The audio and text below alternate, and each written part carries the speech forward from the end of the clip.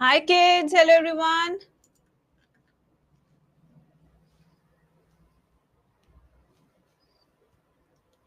Hello बच्चों, क्या हाल चाल? Good morning, good morning, good morning, good morning.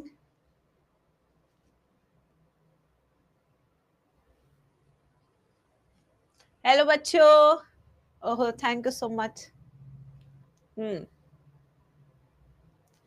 पढ़ाई शुरू करें. आज हमको अपना नियो डार्विनिज्म कंप्लीट करना है. काफी इंटरेस्टिंग इंटरेस्टिंग टॉपिक होंगे आज. आपको बहुत अच्छे लगेंगे, मजा आएगा आपको. ठीक है, चलो भाई. तो आते हैं. अरे बस भाई यार, आते ही शुरू हो जाते हो कतई हैं.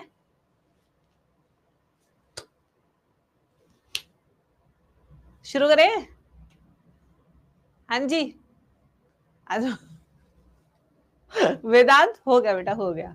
हो गया बेटा, हो गया. हाँ.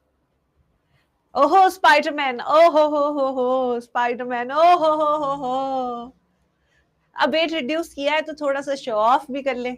एक आध ट्रांसफॉर्मेशन वीडियो बना ले. लास्ट 4 kg बचा है, वो और घटा ले. है ना. उसकी अब जद्दोजहद लास्ट वाली चल रही है. अब तुम लोग मिले हो तो मैंने सोचा है कुछ ना कुछ मैं भी कर लूं लाइफ में. है ना. अब मैं पढ़ाती हूँ, पढ़ती तो हूँ नहीं, तो टाइम मेरे पास ज्यादा रहता है, तो सोचा कि कुछ और काम ही कर लूं मैं. तुम लोगों से मोटिवेट हो गई इस साल में. जब बच्चे हो इतने प्यारे, तो क्यों ना हो जीजी मैम प्यारी. है ना भाई.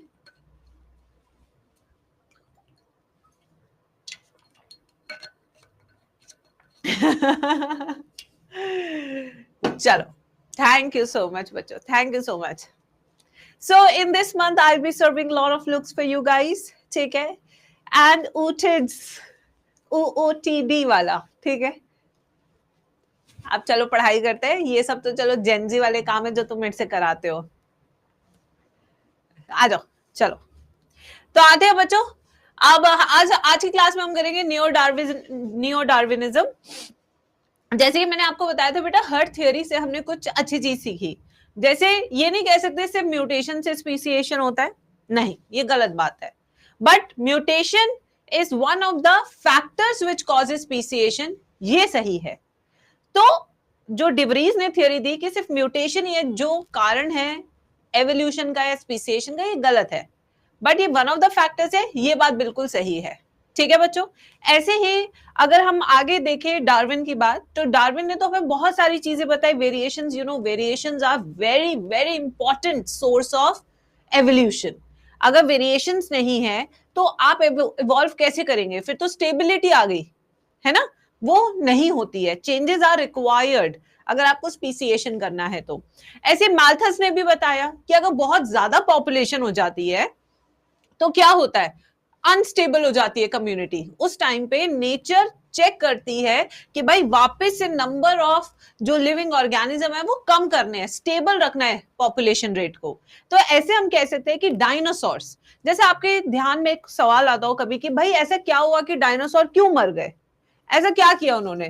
तो I think now you can tell me the probable answer कि मैम शायद उनकी पॉपुलेशन बहुत ज्यादा हो गई होगी, इसलिए धरती संभाल नहीं पाई और उनकी डेथ हो गई. इसलिए उनका मास एक्सटिंक्शन हो गया, क्योंकि धरती इतने ज्यादा बड़े बड़े लिविंग क्रिएचर्स को नहीं संभाल पा रही होगी. तो इसलिए एक नेचुरल कैलामिटी हुई होगी और वो सब मास एक्सटिंक्ट हो गए होंगे. है ना बच्चों. तो हर एक जो थियोरी आज हमने की है, जैसे germ plasm theory, if any changes are in germ cells like spermatogonia, oogonia, then those variation are inherited. बाकी सब वेरिएशन इनहेरिट नहीं होते क्योंकि वो एक्वायर्ड कैरेक्टर्स है. ठीक है मेरे बच्चों. तो इसलिए यहां पे हमें यही समझना है मेरे प्यारे बच्चों कि neo Darwinism is not one theory, rather it is a amalgamation या combination of all the theories to give one of the best theories. ठीक है बच्चों, समझ आया व्हाट इज न्यू डार्विनिज्म. और इस पूरी थ्योरी को जिसने इकट्ठा किया, जिसने समझा, जिसने और भी चीजें इकट्ठी की, उनका नाम था डॉब्जांस्की. क्या नाम था उनका? डॉब्जांस्की. ठीक है बच्चों. अब यहां पे क्या क्या उन्होंने बोला. So evolution evolution is a result of. अब एवोल्यूशन किस किस चीजों का रिजल्ट है, तो आइए देखते हैं। अब आपके दिमाग में जो आए आप बताइए। जैसे पहला, evolution is a result of natural selection, क्योंकि नेचुरल सिलेक्शन, नेचर ही सबसे बड़ी ड्राइविंग फोर्स है मेरे बच्चों। नेचर ही क्या है? सबसे बड़ी ड्राइविंग फोर्स, सबसे बड़ी ड्राइविंग फोर्स। ठीक है, अगर नेचर चाहेगा कि यहां पे लोग बने रहे तो वो कंसिस्टेंट रखेगा वहां का एनवायरमेंट। अगर नेचर हम एक्सट्रीम पोल्स पे जाए तो पोल्स पे पॉपुलेशन नहीं मिलती है, क्योंकि वहां क्या है, नेचर नहीं चाहता कि वहां पे लोग हो, नेचर नहीं चाहता है। ठीक है, यस। चलो अब आते हैं नेक्स्ट, इसके बाद रिकॉम्बिनेशन। रिकॉम्बिनेशन भी क्या है? It is also a source of variation. कब होता है रिकॉम्बिनेशन? मियोसिस में होता है रिकॉम्बिनेशन, राइट? कब होता है बच्चों? मियोसिस में होता है रिकॉम्बिनेशन। एक सेकंड में अपना फोन बंद कर दूं। कब होता है? मियोसिस में होता है, पैकेटीन पे होता है, मियोसिस 1 पे होता है। अब आते हैं नेक्स्ट, और क्या हो सकता है? Gene flow. जीन फ्लो भी क्या है? हमारा सोर्स ऑफ वेरिएशन है। कैसे सोर्स ऑफ वेरिएशन है? मान लीजिए आज हमारे देश में बाहर के लोग आते हैं, यूएस के लोग आते हैं, तो क्या होता है बेटा, वो वहां से नए जीन्स लेकर आते हैं हमारे यहाँ पे। तो इस तरीके से नए जीन्स का एडिशन हो रहा है हमारे पूल में, जीन पूल में। ठीक है, इस पर क्वेश्चन नीट में आ चुका है, व्हाट इज जीन पूल। फिर आता है जेनेटिक ड्रिफ्ट। ये भी अभी सब समझाऊंगी मैं आपको, डोंट वरी बच्चों। जेनेटिक ड्रिफ्ट, स्मॉल पॉपुलेशन में सडन चेंजेस ज्यादा इजीली विजिबल होते हैं as compare to large population. ठीक है, अब छोटा सा एक घर है, उसमें सिर्फ 2 लोग रहते हैं, अगर एक लोग चला जाए 2 में से तो आप अकेले पड़ जाते हैं। वहीं पे मान लीजिए आप जिला में रह रहे हैं, आपके घर में कम से कम 50 लोग हैं, उसमें से एक चला भी जाए तो आप कहेंगे यार पता ही नहीं चला, चला गया, इतने सारे घर में लोग हैं, मम्मी खाना बना दे रही, अभी भी सब हो ही रहा है, कमी महसूस ही नहीं हो रही है, क्योंकि हम जिला में रह रहे हैं। तो जब छोटी पॉपुलेशन होती है तो चेंजेस ज्यादा फील होते हैं as compare to large population. ठीक है, फिर आते हैं नेक्स्ट बच्चों, mutation. Mutation can be a source of variation which brings evolution. उसके बाद क्या हमारा? आइसोलेशन। ठीक है, क्या हमारा? Isolating mechanism, isolation. 2 तरह के आइसोलेशन है, ज्योग्राफिकल आइसोलेशन और कौन से हमारे? Geographical isolation and reproductive isolation. तो ये सारे फैक्टर्स, इन सबको अगर हम इकट्ठा करते हैं तो they are responsible for formation of new species. ये सब के सब एक साथ रिस्पॉन्सिबल है फॉर्मेशन ऑफ न्यू स्पीशीज, एक रिस्पॉन्सिबल नहीं है स्पीशीज फॉर्मेशन के लिए। ठीक है बच्चों? हाँ, हमारे घर में मैम 10 लोग हैं और 15 बने हुए इंक्लूडिंग गेस्ट। वो गेस्ट नहीं है बेटा, वो हमारे साथ रहने वाले अहम सदस्य बन चुके हैं। जैसे हमारी बुआ को लगता है कि सिर्फ उन्हीं के बच्चों की 2 महीनों की छुट्टी है, हमारी तो 2 महीनों की छुट्टियां है ही नहीं। वो आ जाती है अपने घर, हमें भी तो अपने नानी घर जाना है। उनको पता नहीं है, बात का एहसास ही नहीं हो रहा है कि हमारी भी 2 महीने की छुट्टी है और हमें भी सुकून उतना ही चाहिए जितना आपको चाहिए सुकून। मैम मेरी बुआ यहीं बैठी है। बुआ बहुत अच्छी होती है बेटा, जितना बुआ प्यार करती है ना अपने भतीजे और भतीजियों को, उतना कोई नहीं कर सकता, कोई भी नहीं कर सकता। चलो अब हम एक एक फैक्टर अच्छे से पढ़ेंगे बेटा। ठीक है, आइए डिटेल में पढ़ेंगे। पहला फैक्टर आज की क्लास में जो हम डिटेल में पढ़ेंगे वो हम पढ़ेंगे रिकॉम्बिनेशन। लिख लीजिए बच्चों हेडिंग, पहला फैक्टर जो हम डिटेल में पढ़ेंगे वो कौन सा? हमारा रिकॉम्बिनेशन। लिख लीजिए बच्चों। हाँ,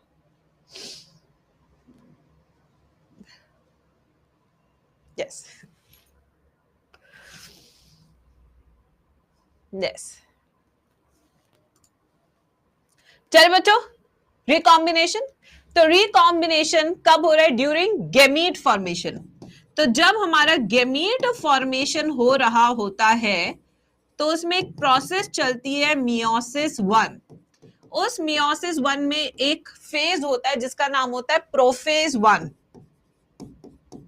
क्या नाम होता है? प्रोफेज 1। इस प्रोफेज 1 में भी एक फेज आता है जिसका नाम होता है बच्चों पैकेटीन। इस पैकेटीन में होता है रिकॉम्बिनेशन। और ये रिकॉम्बिनेशन किसके बीच में होता है बच्चों? ये रिकॉम्बिनेशन होता है किसके बीच में? यस, ये होता है नॉन होमोलोगस क्रोमोसोम या होमोलोगस क्रोमोसोम। ये होता है non sister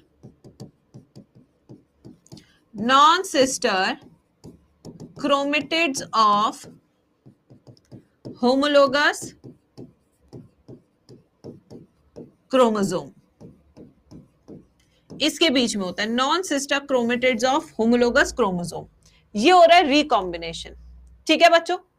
and this recombination brings new variation in the progeny. इसी के कारण क्या होता है? This brings new variations in progeny, बच्चों के अंदर। But these cannot exceed 50%। 50% से ज्यादा नए कॉम्बिनेशन नहीं बन सकते, क्योंकि 50% आप पेरेंटल टाइप ही होंगे। ठीक है?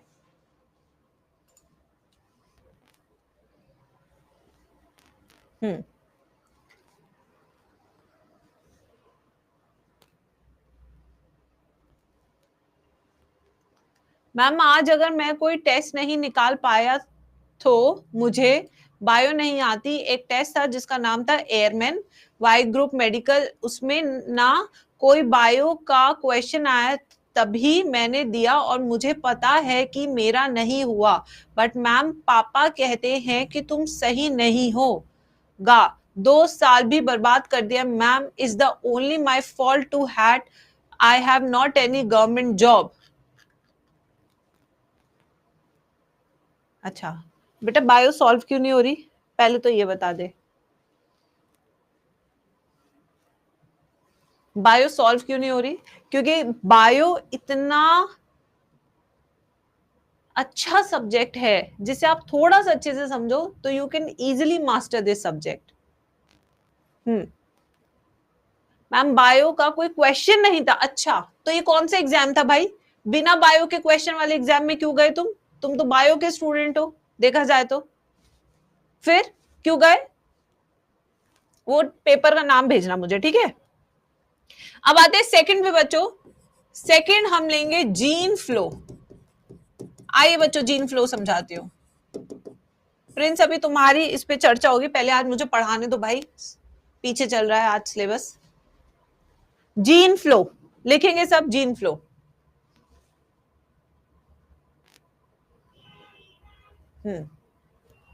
अब जीन फ्लो में सबसे पहले हम समझेंगे जीन पूल, जो कि नीट का पीवाईक्यू क्वेश्चन रह चुका है। What is gene pool? क्या होता है जीन पूल? जीन पूल होता है sum total of all the genes in a population. Population में जितने भी लोग हैं उसमें जितने भी जीन्स हैं उन सबको जब हम ऐड कर देते हैं तो उसे हम कहते हैं जीन पूल। ठीक है? क्या होता है gene pool? Sum total of all genes in a population is called gene pool। अब बेटा इस केस में मान लीजिए आपका हो रहा है इमिग्रेशन, यानी कि नए देशों से लोग आपके यहां आ रहे हैं, तो जीन पूल बढ़ेगा या घटेगा? सोच के बताइए। आपके देश में बाहर से लोग आ रहे हैं, बाहर से लोग आ रहे हैं तो मतलब कि नए नए जीन कॉम्बिनेशंस ला रहे होंगे जो आपके पास नहीं है बट उनके पास है, तो इससे जीन पूल बढ़ेगा। यस। और अगर मान लीजिए आपके देश से लोग बाहर जा रहे हैं तो आपका जीन पूल क्या होगा? घटेगा या बढ़ेगा? अब यहां से लोग दूसरे देश जा रहे हैं तो इस केस में क्या होगा? जीन पूल घटेगा, घटेगा। ये भी एक बहुत बड़ा फैक्टर है जिसे हम कह सकते हैं कि which brings variation, which is responsible for speciation. जैसे कि इसका एक सुंदर सा एग्जाम्पल मैं बता सकती हूँ। जैसे मान लीजिए कि एक कपल है, उस कपल में एक इंडियन है और एक मान लीजिए जापानीज है। अब उनके जो बच्चे होंगे उनमें दोनों तरह के जीन्स होंगे, इंडियन एंड जापानीज, इंडो जापानी। ठीक है, तो यहां पे क्या हो गया, नया कॉम्बिनेशन बना, नए कॉम्बिनेशन एंटर किए। ठीक है बच्चों, यस।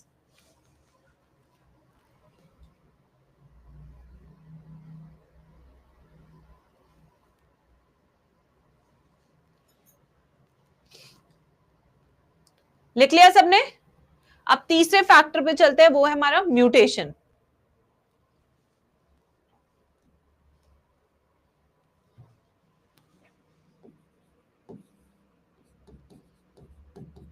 म्यूटेशन,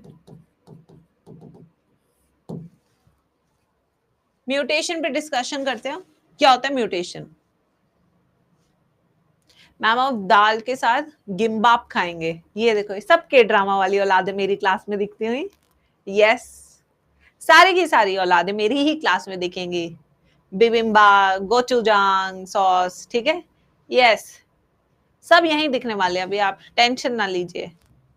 हाँ, किमची की औलादे सब यही है मेरी क्लास में। चलो आ जाओ। तो अब म्यूटेशन कर रहे हैं, क्या होता है म्यूटेशन, पहले तो ये बताते हैं। Sudden change in genetic material is called as mutation. ये जेनेटिक मटेरियल डीएनए भी हो सकता है, ये आरएनए भी हो सकता है, जो कि आपको वायरसेस में देखने को मिलता है। जो एजेंट्स म्यूटेशन कॉज करते हैं उन एजेंट्स को क्या कहते हैं, म्यूटाजेंस। क्या बोलते हैं उन्हें, mutagens. Mutagens, mutation causing agents. बेटा म्यूटेशन का टॉपिक मैं पहले भी पूरा समझा चुकी हूँ, आपको पता है कौन कौन से तरह की म्यूटेशन होती है। ठीक है, यस। अब रेट ऑफ म्यूटेशन क्या है, बहुत फास्ट है या स्लो है, रेट ऑफ म्यूटेशन क्या है, क्या आप अपने जीवन के कार्यकाल में वापस बंदर बन सकते हैं।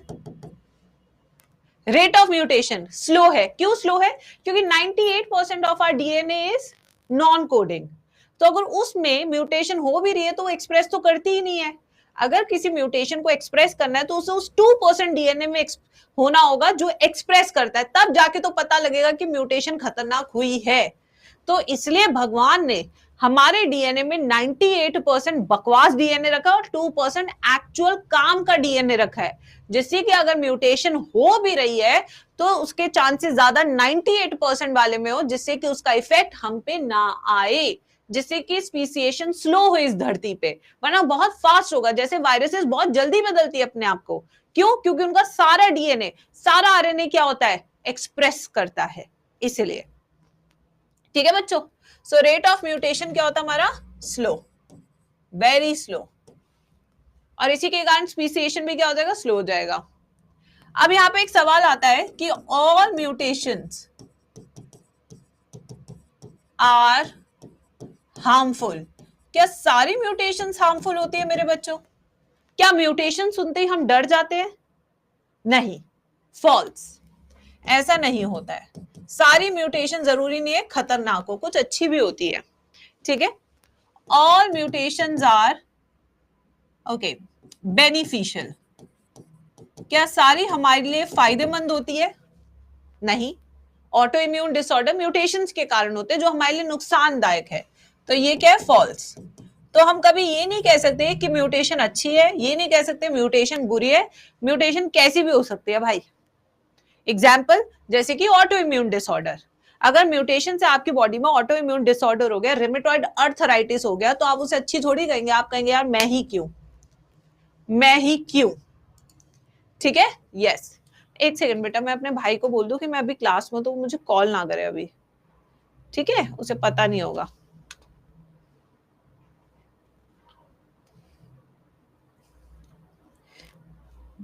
एक सेकंड, भाई क्लास में हूं,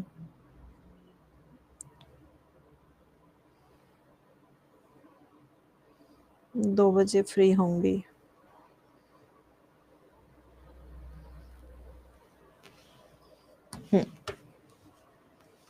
ठीक है, चलो अब यहां तक हो गया। बेनिफिशियल म्यूटेशन का कोई एग्जांपल दे सकते हैं? यस, बेनिफिशियल म्यूटेशन का एग्जांपल है sickle cell anaemia in a mild form, in heterozygous form. क्योंकि जो हेट्रोजाइगस सिकल सेल एनीमिक होते हैं, they have a benefit in the area of malaria prone area, है ना। उन्हें फायदा होता है क्योंकि प्लाज्मोडियम ग्रो नहीं कर पाता है सिकल सेल एनीमिक लोगों में। तो ये हो गया ना बेनिफिट म्यूटेशन का। दोनों एग्जाम्पल दे दिए मैंने। चलो अब आगे चलते बच्चों। बबलू भाई, बबलू क्या कर रहा है? नालायक हैं सबके साथ। अब एक इंपॉर्टेंट स्टेटमेंट मैं आपसे पूछने वाली हूं, पहले मैं आपसे पूछूंगी फिर मैं जवाब बताऊंगी मेरे बच्चों, ठीक है? यस, चलो। क्या वेरिएशंस प्री अडेप्टिव होती हैं या पोस्ट अडेप्टिव होती है? यानी कि चेंजेस से पहले हमारे अंदर वेरिएशन होती है, चेंजेस के बाद वेरिएशन आती है। इसका पोल कर लेते हैं क्लास में, प्री या पोस्ट। प्री वाले ए दबाएंगे, पोस्ट वाले बी दबाएंगे, ठीक है? और सी और डी वाले मत ही दबाना गधो। प्री होती है, पोस्ट होती है?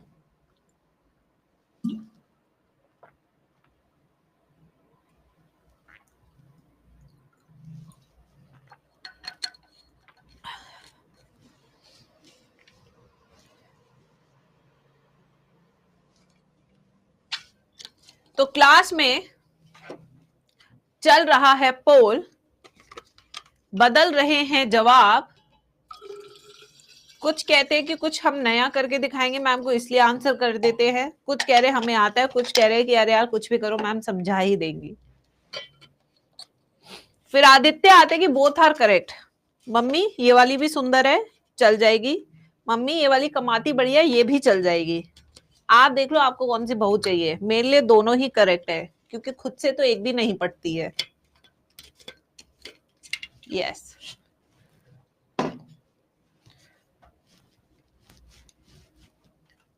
चलो गाइस। तो 60% ऑफ द क्लास मानती है कि पहले चेंजेस होंगे फिर वेरिएशन आएगी, फिर नेचर सेलेक्ट करेगा। अब वो गधो,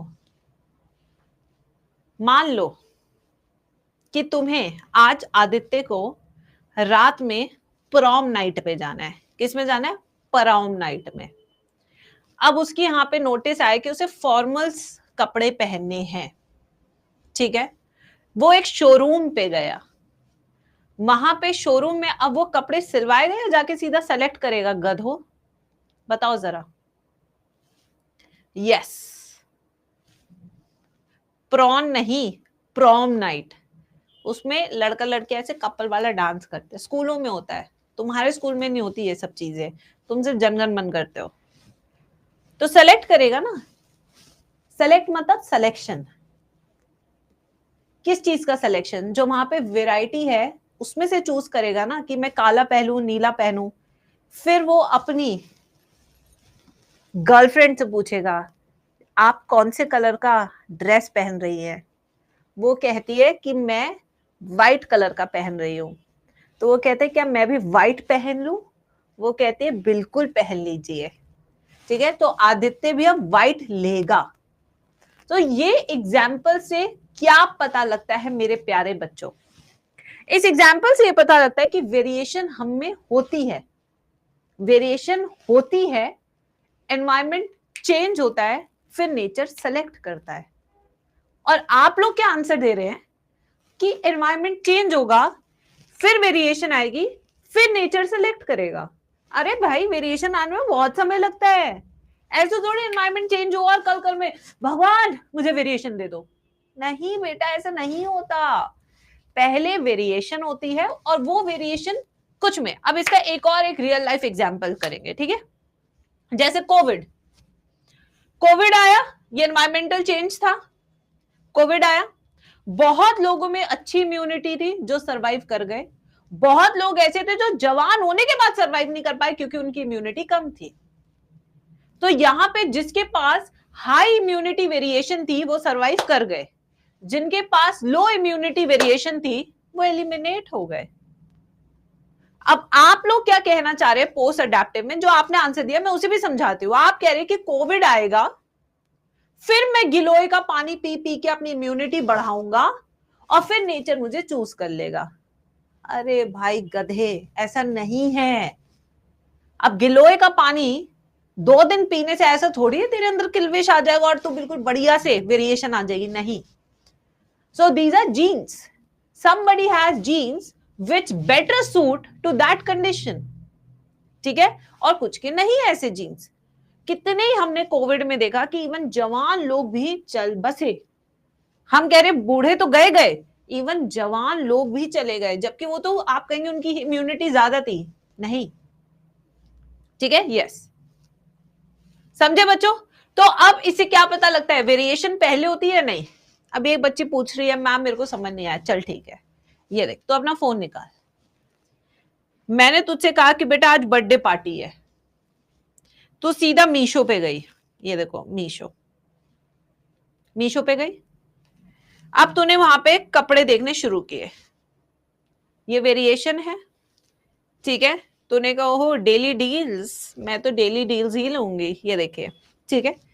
अब यहाँ पे तूने चूज की है ड्रेस, ये वाली ही पहन के जाऊंगी। अब इसमें भी एक कलर है वेरिएशन, मैं तो लाल परी बन के जाऊंगी क्योंकि लाल परी गाना चलता है, मैं लाल परी में लाल परी, तो ये वेरिएशन है ना। अब आप चूज कर रहे हो ना। अब आप कह रहे हो कि पहले पार्टी आएगी फिर कपड़े बनेंगे फिर मैं चूज करूंगी। भाई इतना टाइम नहीं है, चेंजेस तो एकदम से आते हैं, चेंजेस तो एकदम से आते हैं। अब तेरे लिए थोड़ी पूरा शोरूम स्टिच करेंगे बैठ के।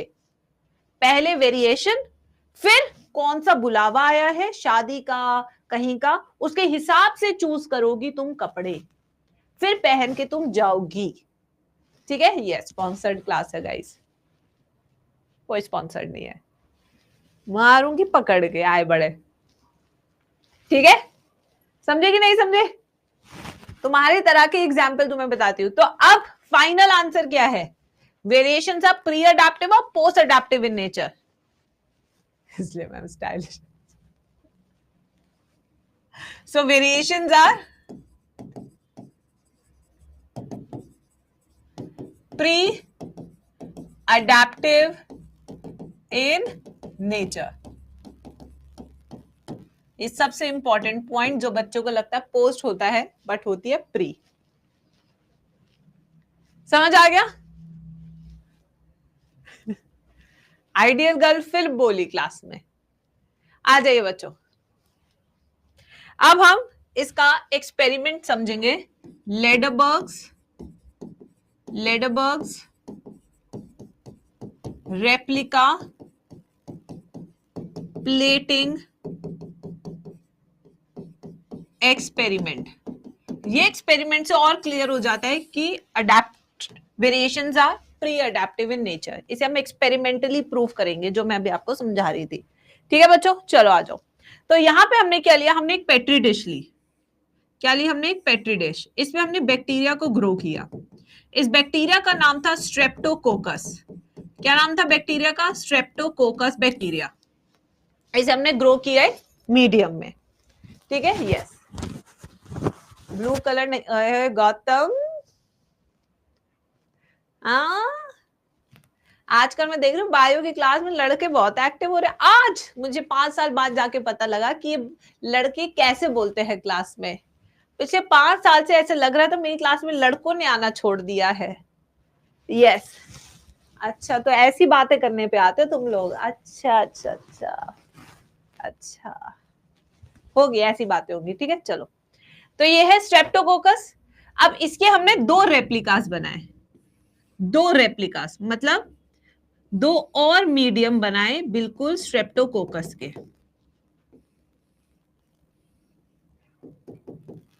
ठीक है। ये 2 मीडियम बनाए।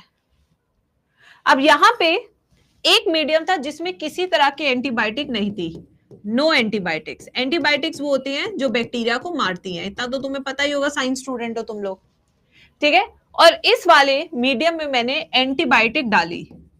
जो एंटीबायोटिक मैंने यहां पे यूज की वो तो पेनिसिलिन, पेनिसिलिन, ठीक है बच्चों।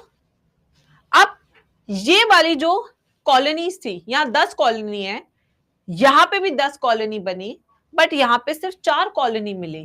क्यों? यहां 10 क्यों नहीं मिली है गाइस? यहां 10 क्यों नहीं मिली? यहां सिर्फ 4 कॉलोनी क्यों मिली है? क्योंकि ये 4 कॉलोनी आउट ऑफ दीज 10 क्या है? Antibiotic resistant colonies. इनके पास पहले से रेजिस्टेंस थी, इनके पास पहले से वेरिएशन थी, तभी ये 4 कॉलोनी सरवाइव की। यहां पे 10 की 10 सरवाइव की, क्योंकि यहां पे तो एंटीबायोटिक थी ही नहीं। बट अगर यही 10 कॉलोनी को मैं पेनिसिलिन एंटीबायोटिक मीडियम में ग्रो करूं तो 10 में से सिर्फ 4 ही ग्रो करती है और 6 मर जाती है। अब ये 4 भी क्यों ग्रो कर रही है? क्योंकि इनके पास वेरिएशन थी, इनके पास पहले से एंटीबायोटिक रेजिस्टेंट जीन्स थे, जो पेनिसिलिन के आने पे क्या हुए? चमक गए और इनको बचा लिया। समझ आया नहीं आया? So only few colonies grew as they had antibiotic resistance.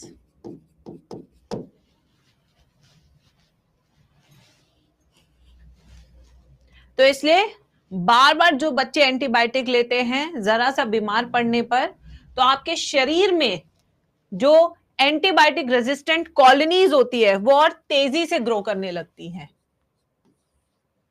चौथा है म्यूटेशन के बाद हमारा जेनेटिक ड्रिफ्ट।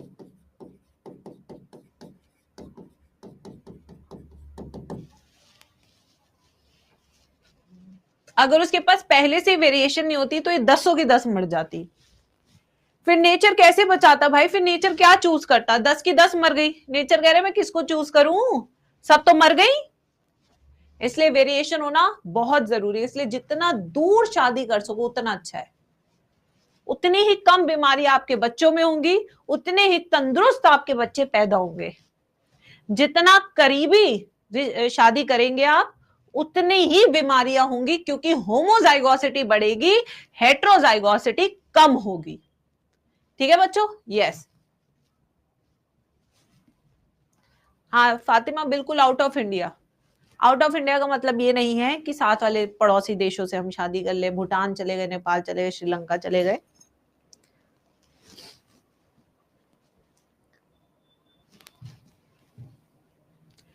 अब आते हैं जेनेटिक ड्रिफ्ट पे। Now genetic drift, this phenomena is also called as Sewall Wright effect. तो नीट में ये भी आ सकता है, what is Sewall Wright effect?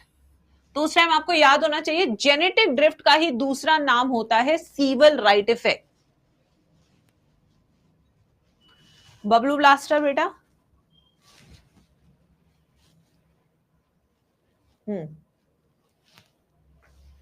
अब आते हैं नेक्स्ट।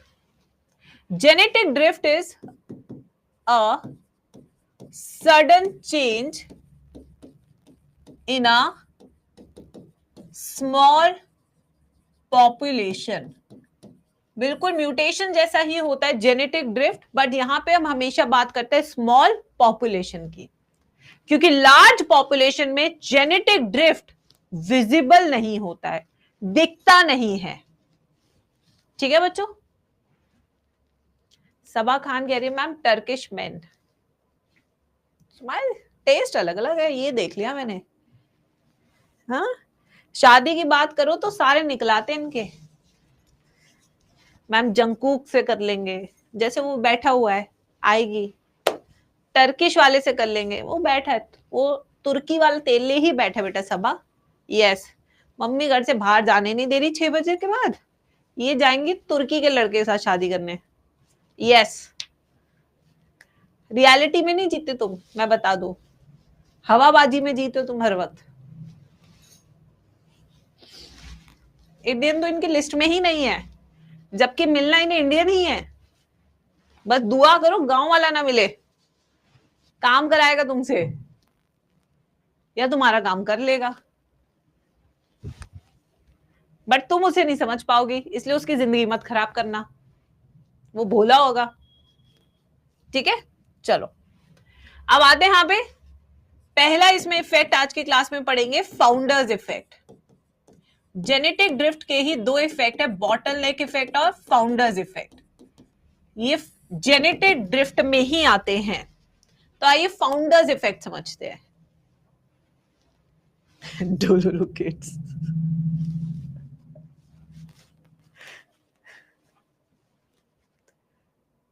मैम विलेज वाले भोले नहीं होते, क्यों? टकरा गया क्या कोई? है परी बेटा, एक दो तुमने अपना नाम परी रख दिया है, अब तो तुम्हें कोई अच्छा लगेगा ही नहीं, क्योंकि पापा की परी को तो वैसे ही कोई अच्छा नहीं लगता। यस, पापा की परी को कोई अच्छा लगा आज तक? कोई नहीं लगता। एक तो आपको नाम बदलना चाहिए। यस, चलो आ जाओ इधर, सब इधर देखेंगे बोर्ड पे। अब फाउंडर्स इफेक्ट क्या है, देखिए बेटा, ये एक लार्ज पॉपुलेशन है। कैसी पॉपुलेशन है मेरे प्यारे बच्चों? ये एक तरह की लार्ज पॉपुलेशन है। दिल्ली लगा लो यार, ये दिल्ली है, बहुत सारी पॉपुलेशन है, 3.2 CR पॉपुलेशन है। ठीक है बच्चों? यस।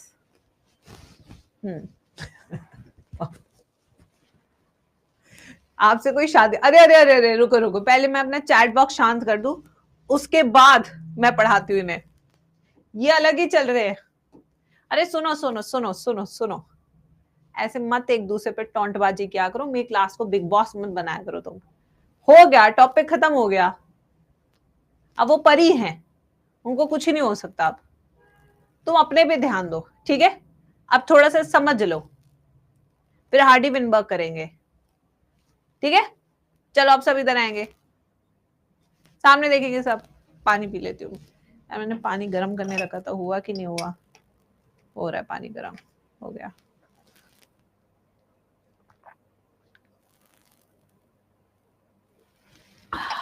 गर्म पानी एक्चुअली में अच्छा लगता है सर्दियों में पीना। चलो अब सब इधर देखेंगे। बस अब देखो, ये बड़ी पॉपुलेशन है, ये दिल्ली शहर है।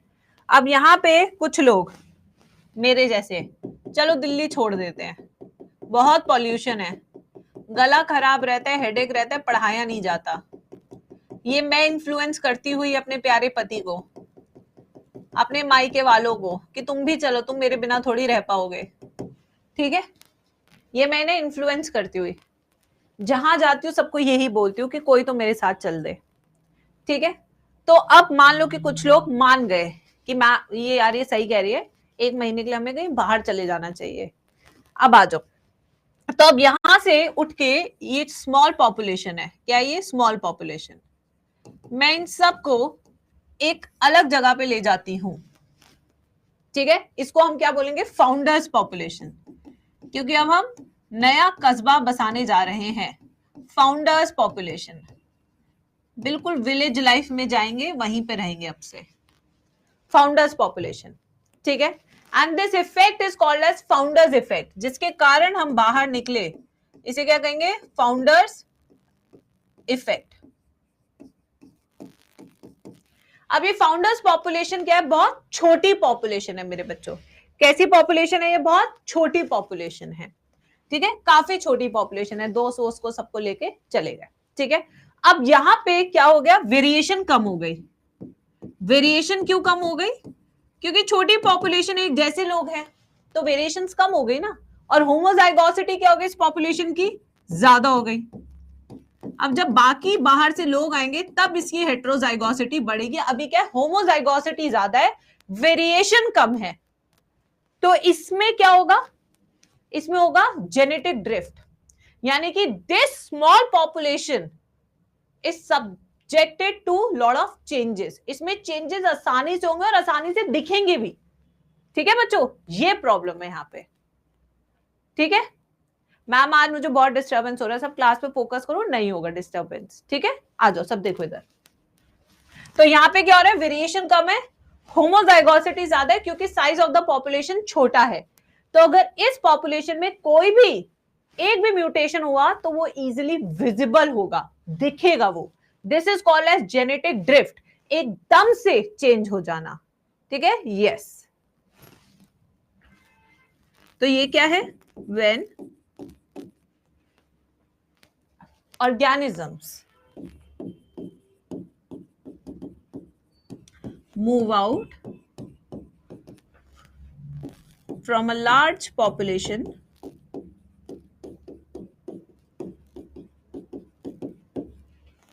to a new place is called founders effect.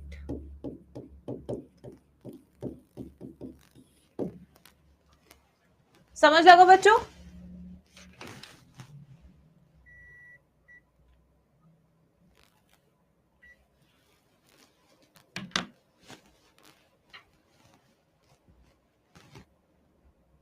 बेटा please don't target each other, you all are friends right? अब साल भर हो गया है, don't target each other. Class का माहौल अच्छा बना के रखते हैं, वरना एवोल्यूशन में मैंने देखा है अक्सर बच्चे सो जाते हैं.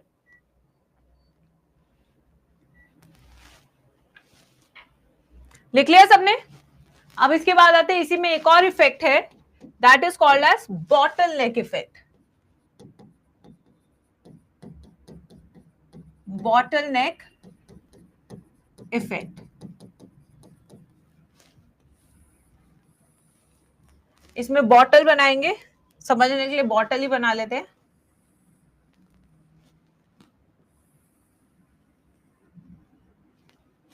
ये बना ली बॉटल.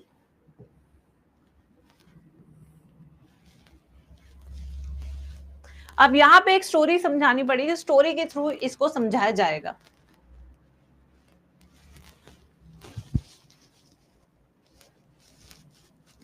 लिखी नहीं? ये लो, लिखो, जल्दी लिखो.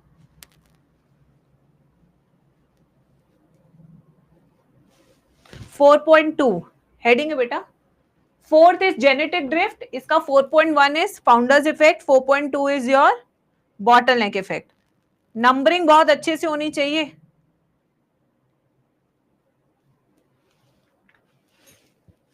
नंबरिंग पे पूरा फोकस किया करो. देखो मैं बिल्कुल नंबरिंग मेंटेन रखती हूं. अब देखो इधर, इसके लिए एक स्टोरी मैं आपको बताऊंगी. तो ये स्टोरी है बेटा अफ्रीका के जंगलों की. कहां की स्टोरी है ये? अफ्रीका के जंगलों की स्टोरी है ये. अफ्रीका के जंगलों में खूब सारे रेयर मेटल्स मिलते हैं, रेयर अर्थ मेटल्स मिलते हैं. तो ये चीज देखते हुए गोरे उड़ के आ गए अपने देश से. जब गोरे उड़ के आए अफ्रीका के जंगलों में, तो उन्होंने कहा हमें यहाँ शिकार करना है. शिकार करते करते इन्होंने सबसे पहले देखा जंगल में खूब सारे चीता, और जो चीता मार देता था, उनकी जो बंदी थी वो कहती थी यू आर माई चीता किलर. ठीक है, यस.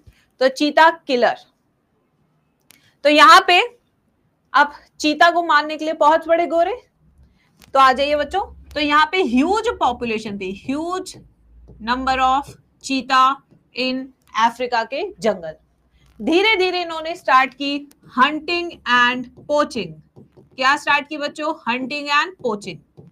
हंटिंग यानी कि मार के सर घर ले जाते थे, पोचिंग स्किन निकाल के उससे अपना कोट बना लेते थे, जो ये आज तक करते हैं. ठीक है, यस बच्चों. तो अब धीरे धीरे जब हंटिंग एंड पोचिंग हुई, तो चीता की पॉपुलेशन क्या हो गई? छोटी हो गई. ठीक है, वेरी लेस नंबर ऑफ चीता. जैसे कि अगर आप हमारे देश भारत में भी देखें, रणथंबोर में बहुत सारे टाइगर हुआ करते थे. रणथंबोर में जब हम वहां के किले में जाएंगे, शेर टाइगर ये सब बहुत होते थे. तो वहां जब आप किले में जाएंगे तो आप देखेंगे, वहां के लोग बताते हैं कि उस टाइम पे अंग्रेजों ने करीबन 20,000 टाइगर और शेर मारे. अब वो रिड्यूस हो गए, सिर्फ 5-10 बचे. That's it. ठीक है बच्चों. तो इतनी ज्यादा हंटिंग एंड पोचिंग होती थी. ऐसे ही चीता का इन्होंने अफ्रीका में किया. अब इतना ज्यादा नंबर रिड्यूस हो गया, तो now it's a very small population. क्या हो गई? Small population. जब बहुत छोटी पॉपुलेशन होती है, तो वहां पे वेरिएशन क्या हो जाती है? कम हो जाती है. वेरिएशन क्या हो जाती है? कम हो जाती है. और होमोजाइगोसिटी क्या है? बढ़ जाती है. होमोजाइगोसिटी क्या है? इंक्रीज कर जाती है. अब इस केस में मान लीजिए कि कोई बीमारी आ गई, उस जंगल में बीमारी आ गई. अब उस बीमारी के कारण क्या होगा? अगर इनमें वेरिएशन नहीं है, तो ये सबके सब मर जाएंगे. नेचर कहेगा मैं किसको चूज करूं भाई, बीमारी आई और ये सब मर गए, क्योंकि वेरिएशन तो बची ही नहीं ना, आपने पॉपुलेशन मार दी। अब वो 10 टाइगर बचे भाई, 10 आपस में कर करके बच्चे पैदा कर रहे, तो वेरिएशन आएगी कहां से? वही तो जीन्स है ना जो ट्रांसफर हो रहे आगे तक, कहां से लाओगे? माइग्रेशन। बट शेर कैसे जाएगा भाई एक समुद्र से दूसरे समुद्र तक? वो नहीं जा सकता है, ये टेरिटोरियल एनिमल्स हैं, ये अपनी टेरिटरी मार्क करके रहते हैं, जैसे कुत्ता अपनी गली मार्क करके रहता है, ऐसे ही शेर भी अपनी टेरिटरी मार्क करके रहता है 50 किलोमीटर की, उसमें वो किसी को नहीं आने देता। So these are territorial animals. तो कहां से वेरिएशन लाओगे? तो अगर एनी डिजीज आती है या कोई भी ऐसी बीमारी आती है या फिर कोई नेचुरल कैलामिटी आती है, जंगल में आग लग गई जो आजकल बहुत ज्यादा हो रहा है, ठीक है, तो इस केस में क्या है, ऑल विल एक्सटिंक्ट, पूरी की पूरी स्पीशीज एक्सटिंक्ट हो जाती है। That's why this is very खतरनाक to have a small population. ठीक है बच्चों, तो यहां पे क्या है, if any disease occurs may lead to extinction। ठीक है,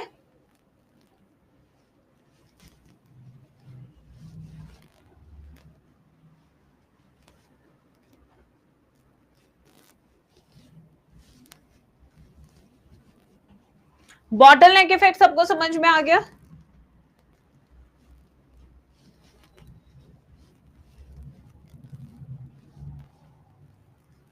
मैम जेनेटिक ड्रिफ्ट और जेनेटिक फ्लो में क्या डिफरेंस है? भाई जेनेटिक फ्लो में तो एमिग्रेशन इमिग्रेशन हो रहा है हर वक्त, जेनेटिक ड्रिफ्ट में पॉपुलेशन में एकदम से चेंज आ रहा है स्मॉल पॉपुलेशन में।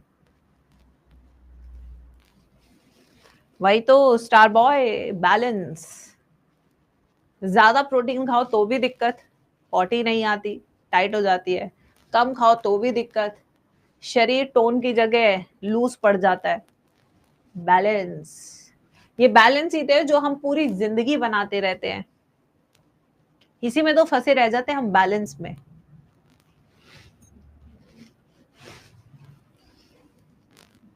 अभी आप अपने कॉलेजेस में जाएंगे, मेडिकल कॉलेज में, पहले साल बच्चों को लगता है पढ़ाई छोड़ अब तो मैं मस्ती करूंगा, बट उसी केस में क्या होता है, फेल होने शुरू हो जाते हैं। बैलेंस। फिर सेकेंड ईयर से कुछ बच्चे सोचते हैं नहीं यार आगे एमडी की भी तैयारी करनी है, उसके पेपर की भी तैयारी कर लेते हैं। कुछ बच्चे सोचते हैं नहीं अभी तो पढ़ के ही आया हूं, फिर से बैलेंस। मैम इसे बॉटल नेक क्यों बोला? क्योंकि बड़ी पॉपुलेशन से छोटी हो गई ना, बॉटल की नेक की तरह। ले भाई तुझे ये दिखा देते हैं, पहले पॉपुलेशन इतनी थी अब पॉपुलेशन इतनी है, बॉटल नेक कहते हैं इसलिए। ठीक है, अब आते हैं नेक्स्ट बच्चों, आइसोलेशन।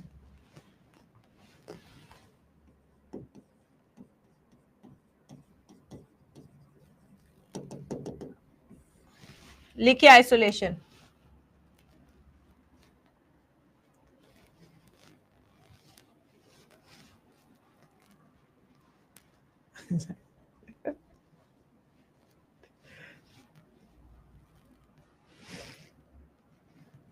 ऊपर से इन्फ्लुएंसर भी बनना है, यस बेटा। मैं तो चाहती हूँ अगले साल तुम सब इन्फ्लुएंसर बनो, देखते हो ना मेरे बच्चे कितने इन्फ्लुएंसर बनते हैं, हर साल मोटिवेट करती हूँ और फिर जाके बोलते भी है मैंने घर में मैम से पढ़ा है, और फिर जब वो रील उनकी वायरल हो जाती है फिर आ जाते हैं दूसरे इंस्टीट्यूट के बच्चे उसमें कमेंट करने के लिए कि चलना चल मेरा वाला बेस्ट है, बट तू तो अभी भी प्रिपेयर कर रहा है ना, हमारे वाले तो सेलेक्ट करके डाल रहे हैं ना वीडियो। ये फर्क है ना, तो अभी कमेंट ही कर रहा है ना मेरी टीचर बेस्ट है, वो पढ़ाती है मुझे, मेरा पढ़ के पास आउट हो मतलब सेलेक्ट हो चुका है भाई, डिफरेंस है। यस, मैं तो मोटिवेट करती हूँ बच्चों को, जाओ अपना करियर बनाओ और अगर तुम्हें ये सब करना है तो करो, मेरे बारे में जरूर बता देना। और क्या। फिर एक आध टीचर भी कहते हैं, वो अपने सेशन में बोलते हैं कि पेड प्रमोशन कराया, अरे भाई बच्चे पढ़ते हैं, पढ़ के सिलेक्शन लेते हैं, इसमें करना क्या है मुझे, किस किस बात का प्रमोशन है भाई उसमें। ठीक है, तारीफ करते ना मेरी। चलो आ जाओ, तो यहां पे हम करेंगे isolating mechanisms. Isolating mechanisms which prevents Laila Majnu, interbreeding between species.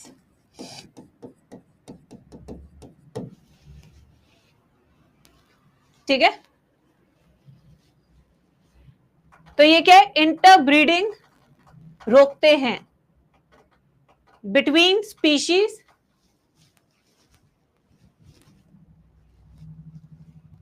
इसे कहते हैं आइसोलेटिंग मैकेनिज्म। ओके परी बिटिया, अब जरा इसके ऊपर थोड़ा सा ध्यान देंगे सब बच्चे। तो बेटा ये दो तरीके के होते हैं आइसोलेटिंग मैकेनिज्म। 5.1 पहला हम करेंगे reproductive isolation. Reproductive isolation heading लिखेंगे 5.1 रिप्रोडक्टिव आइसोलेशन।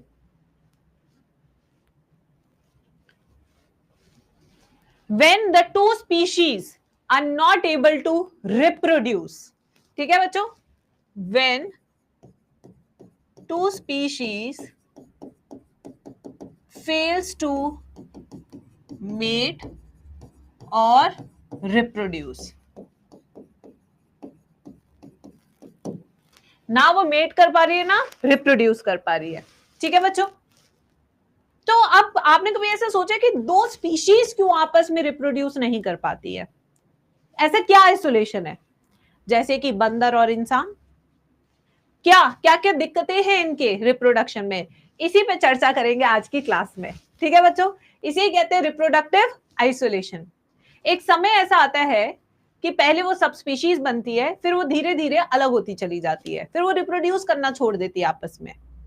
ठीक है, आइए साहिल, साहिल बताएगा सबसे पहले fertilisation, pre fertilisation, reproductive isolation के बारे में बात करेंगे। यानी ऐसे आइसोलेटिंग मैकेनिज्म जो फर्टिलाइजेशन से पहले काम करते हैं। ठीक है, यस, आइए देखिए, बिल्कुल सही जा रहे हैं साहिल। चलो आंसर बताओ, ब्लू से नहीं व्हाइट से लिखेंगे। पहला है बिहेवियरल आइसोलेशन। बिहेवियरल, एक स्पीशीज की चिड़िया दूसरे स्पीशीज की चिड़िया को कहते हैं मेरा मन नहीं है।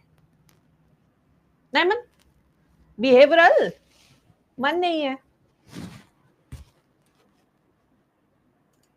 मन ही नहीं है। मान लो एक बंदर प्रपोज करने आया दीदी को, ठीक है, दीदी अब तू ही बचाए क्या, ये दिन देख लेते क्या, तू ही बचाए क्या, बिहेवियरल, मन नहीं है। ठीक है, so when female rejects male behaviourally, देखो इसके अंग्रेजी में और क्या लिखूं मुझे समझ नहीं आ रहा।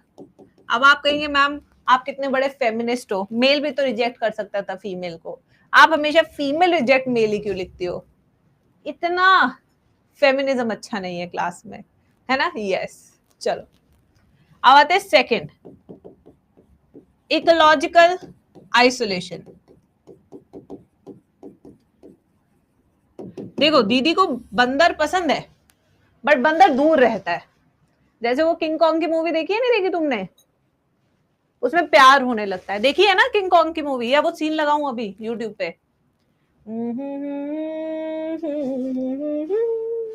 ठीक है, यस, तो उसमें प्यार हो रहा है बट अलग अलग आइलैंड पे रहते हैं, दूरियां हैं इस प्यार में। लगा दूं, बदतमीज कहीं के। ठीक है, okay, when two species lives in different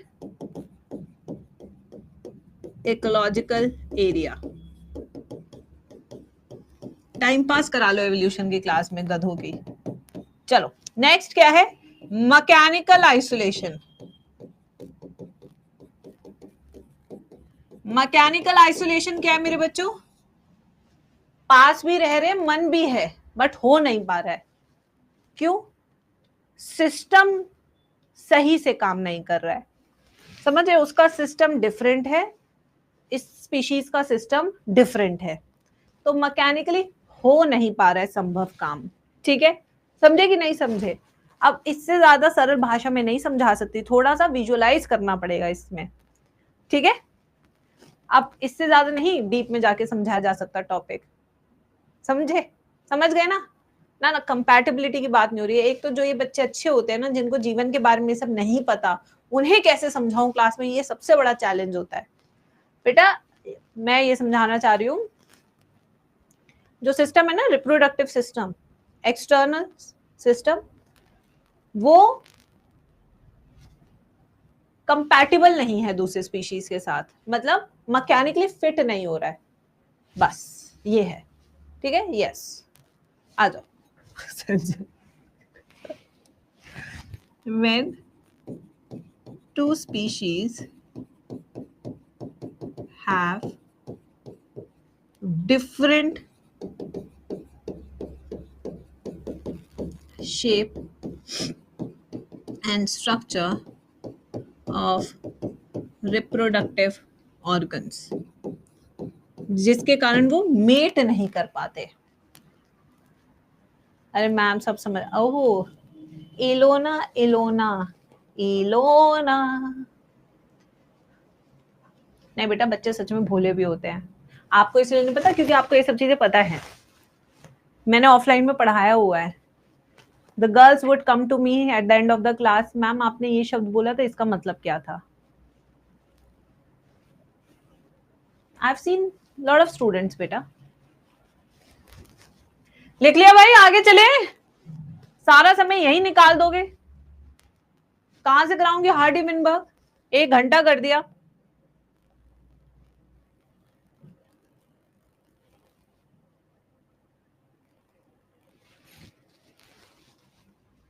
इस बार संडे को भी क्लास होगी गाइस, पिछले हफ्ते मेरी तबीयत के कारण क्लासेस नहीं हो पाई थी, तो इस हफ्ते संडे को भी क्लास होगी। नेक्स्ट 4th कौन कौन से हो गए? अब आएगा gametic, gametic isolation. Gametic isolation कोई बच्चा बता सकता है? नाम से बताने की कोशिश किया करो बच्चों। Gametic isolation, when the gamete of one species is not able to fertilize the gamete of other species, ठीक है, when gamete of one species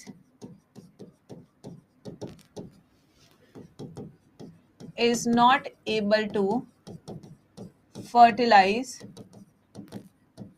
gamete of other species, इसे कहेंगे gametic isolation. Temporal isolation, now what is temporal isolation? The timing of maturation of gonads। मान लो कि एक का फूल खिलता है मार्च के महीने में, दूसरे का फूल खिलता है जनवरी के महीने में, तो टाइमिंग चेंज होगी ना, इसलिए।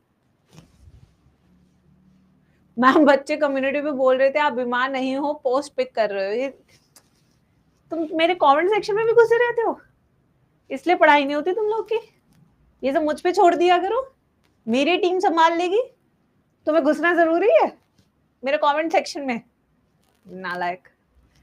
सो timing of maturation of gonads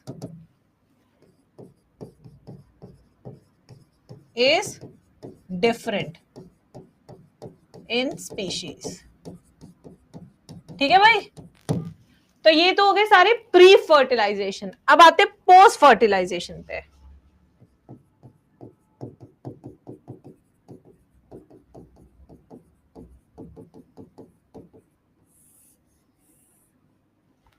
post fertilisation आ जाओ भाई,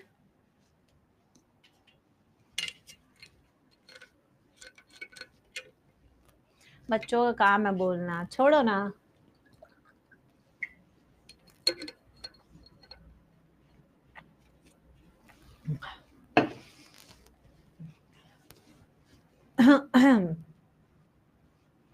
चले बच्चों आगे। अब आते हैं पोस्ट फर्टिलाइजेशन, मतलब फर्टिलाइजेशन हो चुकी है गेमीट्स की, अब आगे क्या? ठीक है बच्चों, अब आते हैं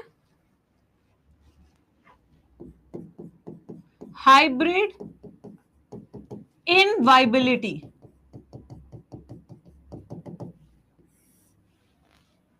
यानी कि दो स्पीशीज के गेमीट्स के बीच में फर्टिलाइजेशन हो चुकी है, बट फर्टिलाइजेशन के बाद इंडिविजुअल नहीं बन पा रहा है क्योंकि it is not viable, the hybrid is not able to survive.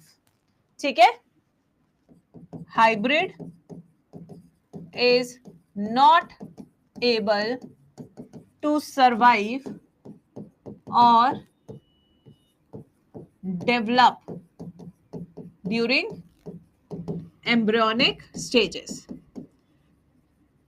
तो अगर ऐसा हो भी गया तो आगे वो कहानी बढ़ नहीं रही है।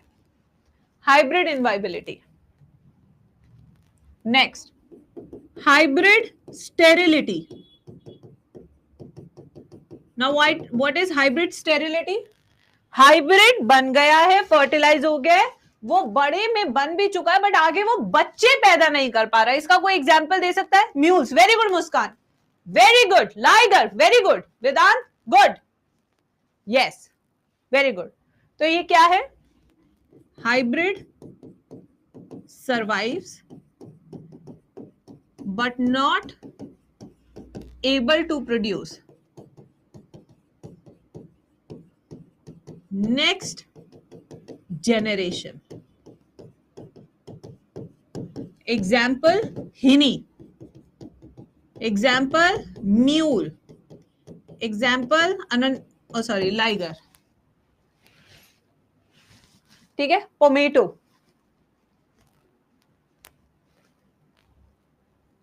Next, hybrid breakdown.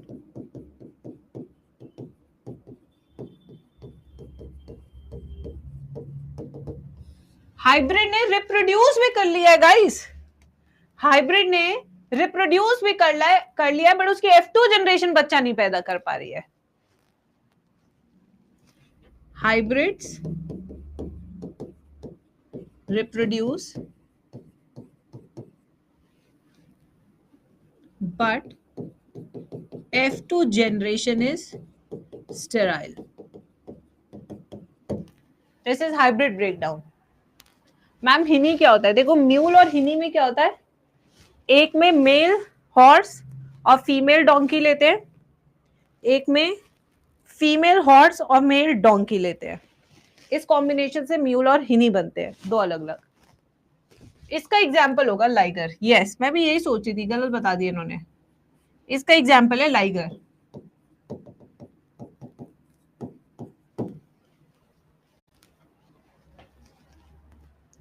तो ये है रिप्रोडक्टिव आइसोलेशन, किस तरीके से नेचर रिप्रोडक्शन ही नहीं होने देती है दो स्पीशीज के बीच में, इतना उन दोनों के बीच में गैप प्रोड्यूस कर देती है नेचर कि वो कभी वापस मिल ना पाए और ये हमेशा नई स्पीशीज बनती रहे। तो इस तरीके से पहले रिप्रोडक्शन रोकती है नेचर, फिर नई स्पीशीज बनाने पर ध्यान देती है नेचर। ठीक है, क्योंकि जब तक रिप्रोडक्शन चलता रहेगा तब तक प्यार बना रहेगा और नई चीजें पैदा नहीं हो पाएंगी, अलग अलग वेरिएशन नहीं आ पाएगी। ठीक है, हाइब्रिड स्टेरिलिटी में हाइब्रिड आगे रिप्रोड्यूस नहीं कर पा रहा है, ब्रेकडाउन में हाइब्रिड रिप्रोड्यूस कर पा रहा है बट उसका F2 जनरेशन रिप्रोड्यूस नहीं कर पा रहा है, यानी पोते नहीं हो रहे, सिर्फ बेटे तक रुक गया है। ठीक है, अब इसमें दूसरा आता है 5.2 ज्योग्राफिकल आइसोलेशन। दूसरे तरह का जो हथियार नेचर यूज करती है स्पीशीज को अलग रखने के लिए, वो है ज्योग्राफिकल आइसोलेशन।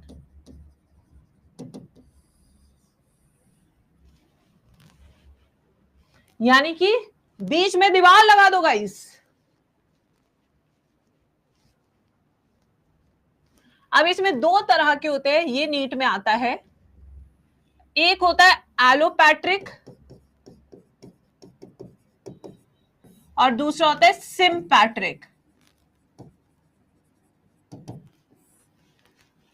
एलोपैट्रिक में क्या हुआ, यहां पे स्पीशीज ए थी, बीच में पहाड़ आ गया या कोई ज्योग्राफिकल आइसोलेटिंग मैकेनिज्म आ गया, जैसे नदी आ गई, पहाड़ आ गया, तालाब आ गया, जिसके कारण धीरे धीरे ये दोनों पॉपुलेशन अलग हो गई। अब ये दोनों मिल नहीं पा रहे रिप्रोडक्शन के लिए, ठीक है, नहीं मिल पा रहे रिप्रोडक्शन के लिए, तो ये यहां पे रहने लगे, ये यहां पे रहने लगे। धीरे धीरे इसने ए से ए डैश बना ली, नई स्पीशीज, इसने और नई स्पीशीज बना ली। तो जब नई स्पीशीज बनती है due to geographical isolation, due to geographical barrier, this type of speciation is called as allopatric speciation। ठीक है, तो यहां पे क्या है, when new species are formed due to geographical barrier। ठीक है बच्चों, पूजा हाइब्रिड ना हमेशा बेटा कैप्टिविटी में बनते हैं, याद रखना। नेचर में कभी कोई अपने वाली को छोड़ के दूसरे के पास नहीं जाता है, ये सब इंसान अपने फायदे के लिए करता है बेटा, ठीक है।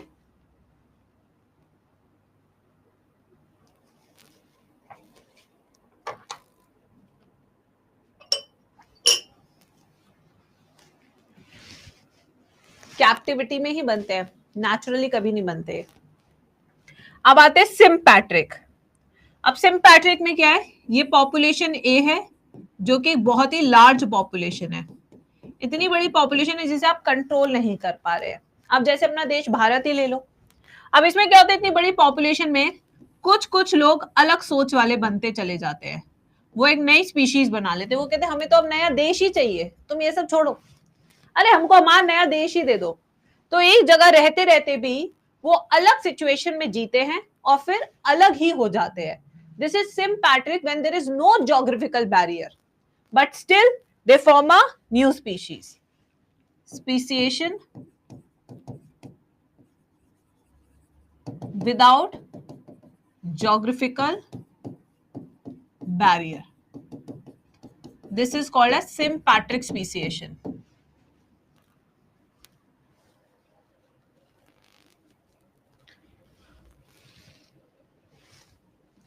I'm not targeting anything, just letting you know कैसा होता है, ठीक है। हाँ विदाउट होगा, एब्सोल्युटली विदाउट। लिख लिया सबने? Last theory of the class in which we will do Hardy-Weinberg questions and Hardy-Weinberg.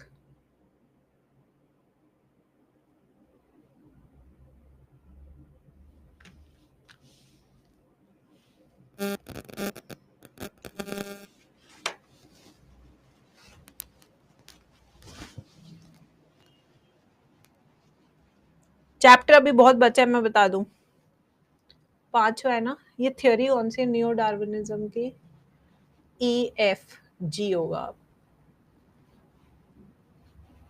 Ji. Hardy Weinberg principal.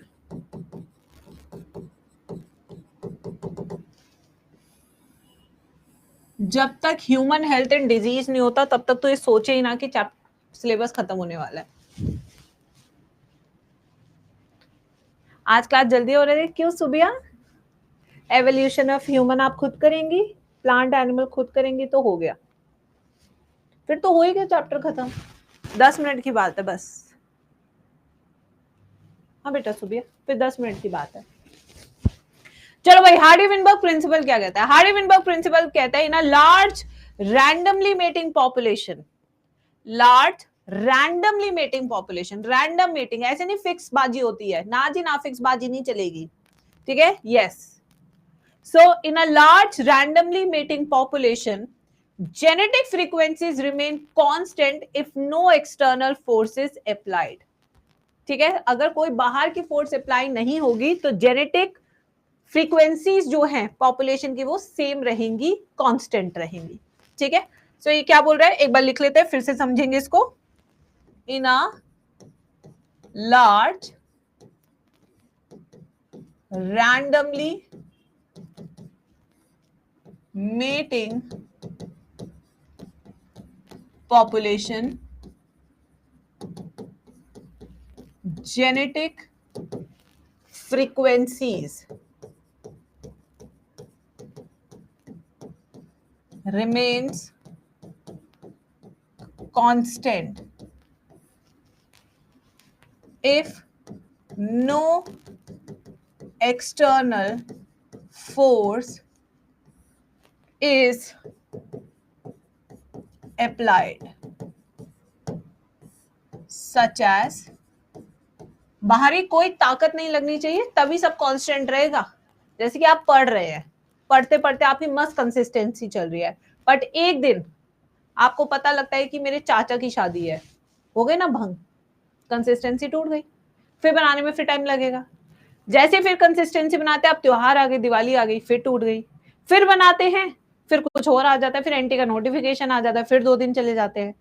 So consistency तब रहेगी when there is no distraction, when there is no external forces acting on it. ठीक है, सो यहाँ पे क्या है, पहली force जैसे माइग्रेशन, माइग्रेशन नहीं होना चाहिए, नेचुरल सिलेक्शन नहीं होना चाहिए, क्योंकि नेचर तो सेलेक्टिव हो जाती है ना, सिर्फ कुछ को पसंद करती है, कुछ को हटा देती है, चेंजेस आते ही.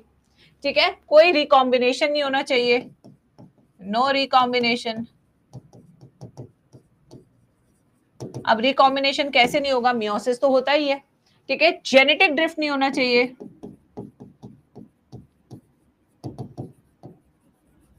ना ही कोई म्यूटेशन होना चाहिए.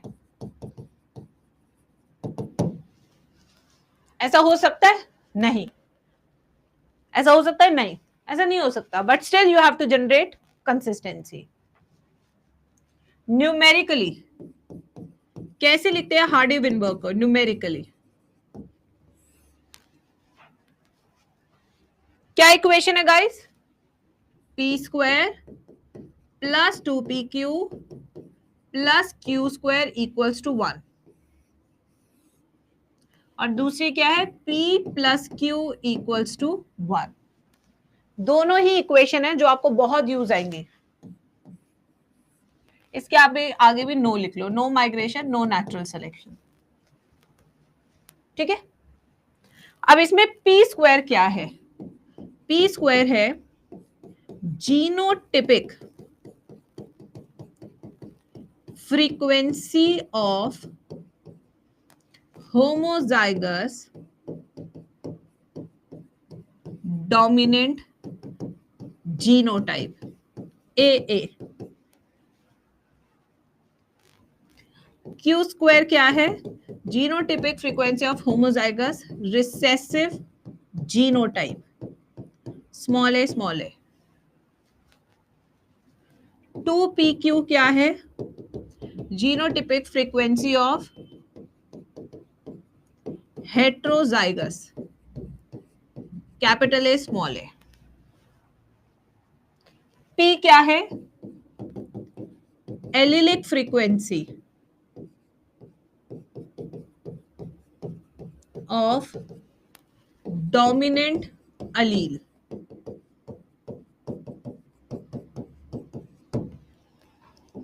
Q क्या है, allelic frequency of recessive allele.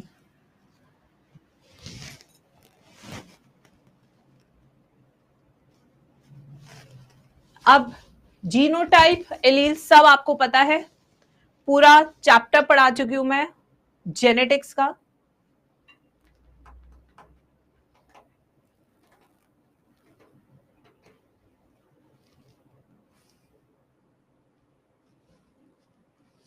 अब इसके क्वेश्चन प्रैक्टिस करेंगे हम.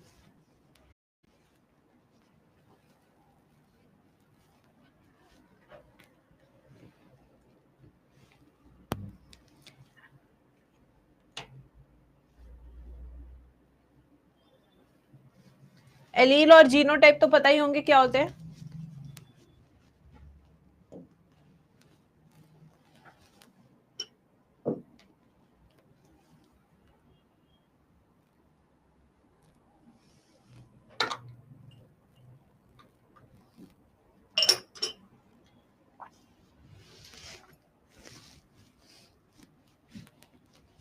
लिख लो, इतने मैं क्वेश्चन लिखती हूँ.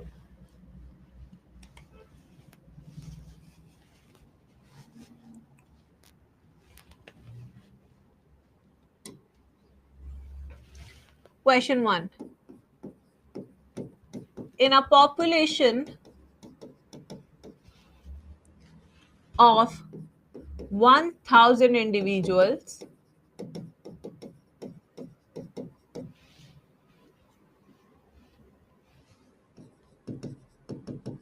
they are 360.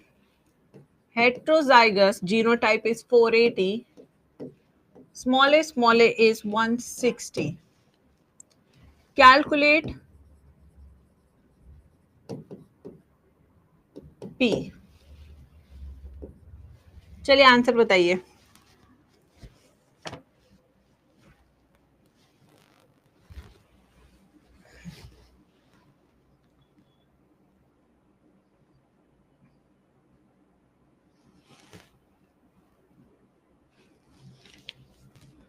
बहुत से बच्चों से सॉल्व नहीं होगा पहली बार में, but still I am giving you 20 seconds.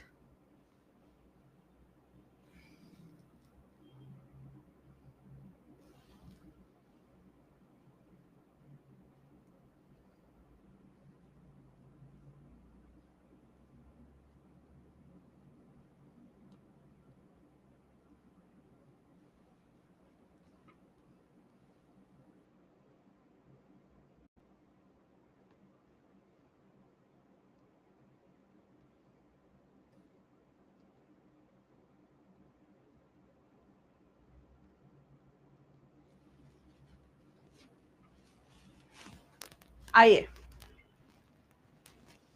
तो बच्चे देखिए, यहाँ पे कैपिटल पी पूछ रहा है. पी स्क्वायर क्या होता है? ए होता है, राइट? ये लिखा ना जीनोटिपिक फ्रीक्वेंसी. तो यहाँ पे ये कैसे निकालेंगे हम? 360 है, ये टोटल कितने हैं? 1000. तो ये कितना हो गया? 0.36.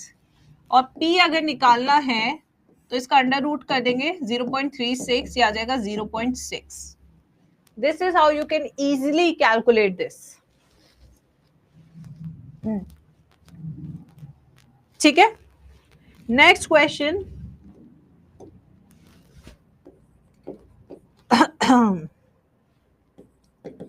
at a particular locus,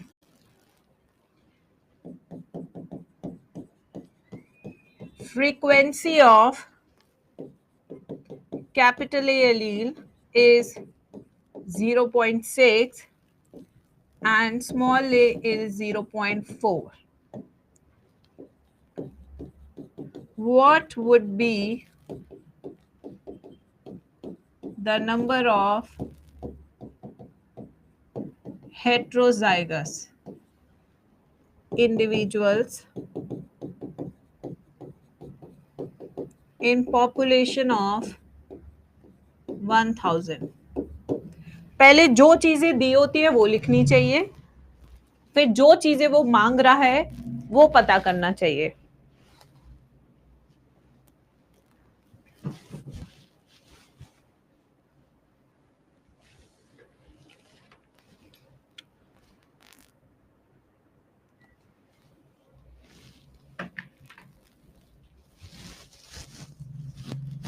So at a particular locus, frequency of A allele is 0.6.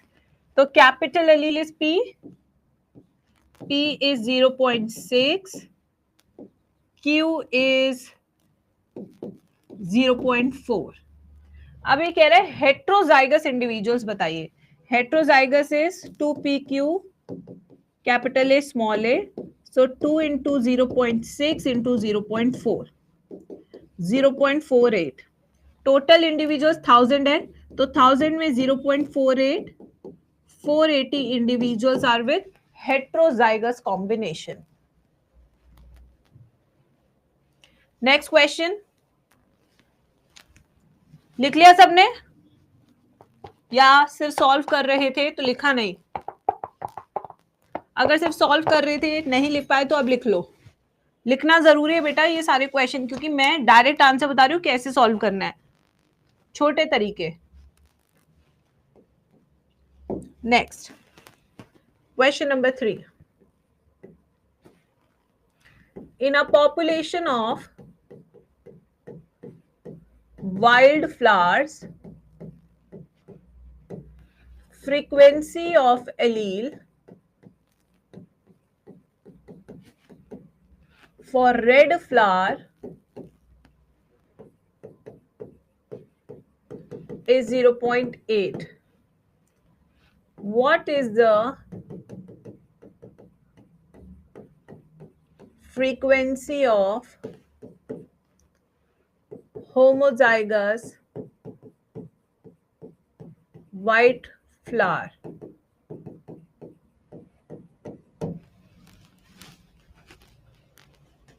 तुम आईपैड से आंसर तो नहीं देख रहे ना?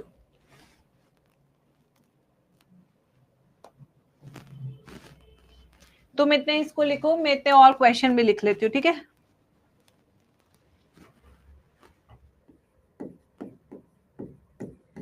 In a population of 400 individuals, frequency of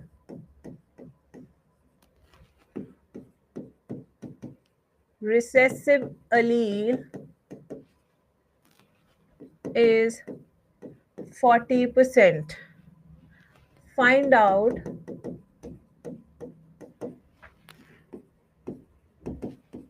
which of these represents the total number of individuals with dominant phenotype.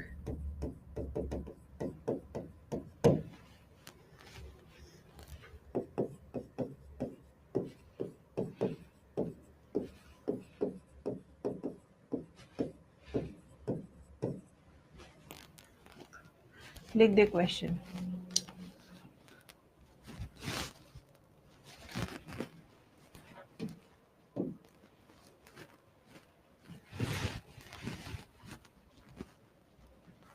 Yes बच्चों, in a population of wild flowers, frequency of allele for red flower, यानी कि P capital A is 0.8, Q small a will be 0.2. What is the frequency of homozygous white flower? यानी कि ये मांग रहे Q square, small a 0.2 into 0.2, 0.04 is the answer. This is the frequency of white flower in a population. ठीक है, पहला वाला solve हो गया। Next solution. कौन कहता है बायो की क्लास में न्यूमेरिकल्स नहीं होते? बताइए। बस हमारे न्यूमेरिकल बच्चों से सॉल्व हो जाते तुरंत।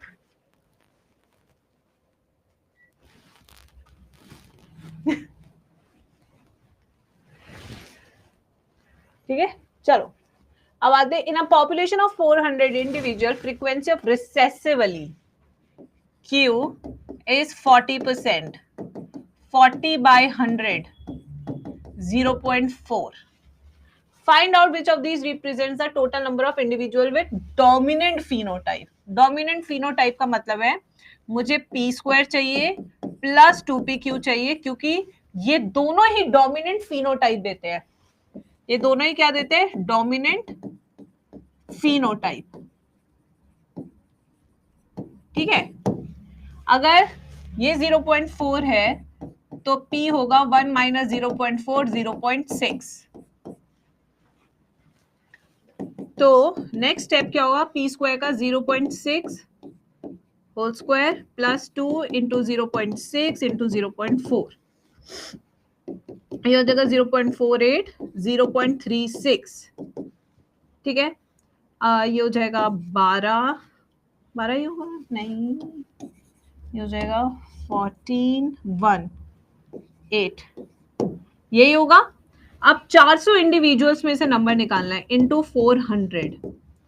ओके, 4 4 16, 32, 33, इतने individuals will have dominant phenotype. Dominant phenotype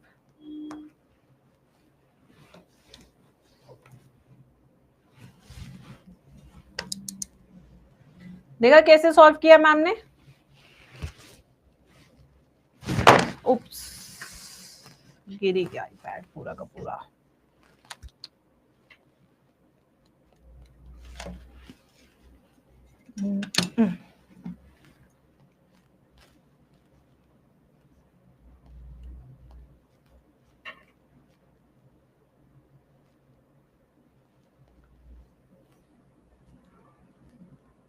सही है। हाँ, आईपैड गिर गया था मुझसे।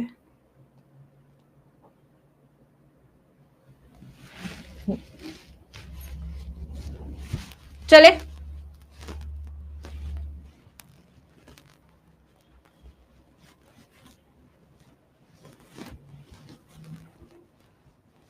टूट गया? नहीं बेटा size, thank you so much. वैसे मेरे पास एक और आईपैड है।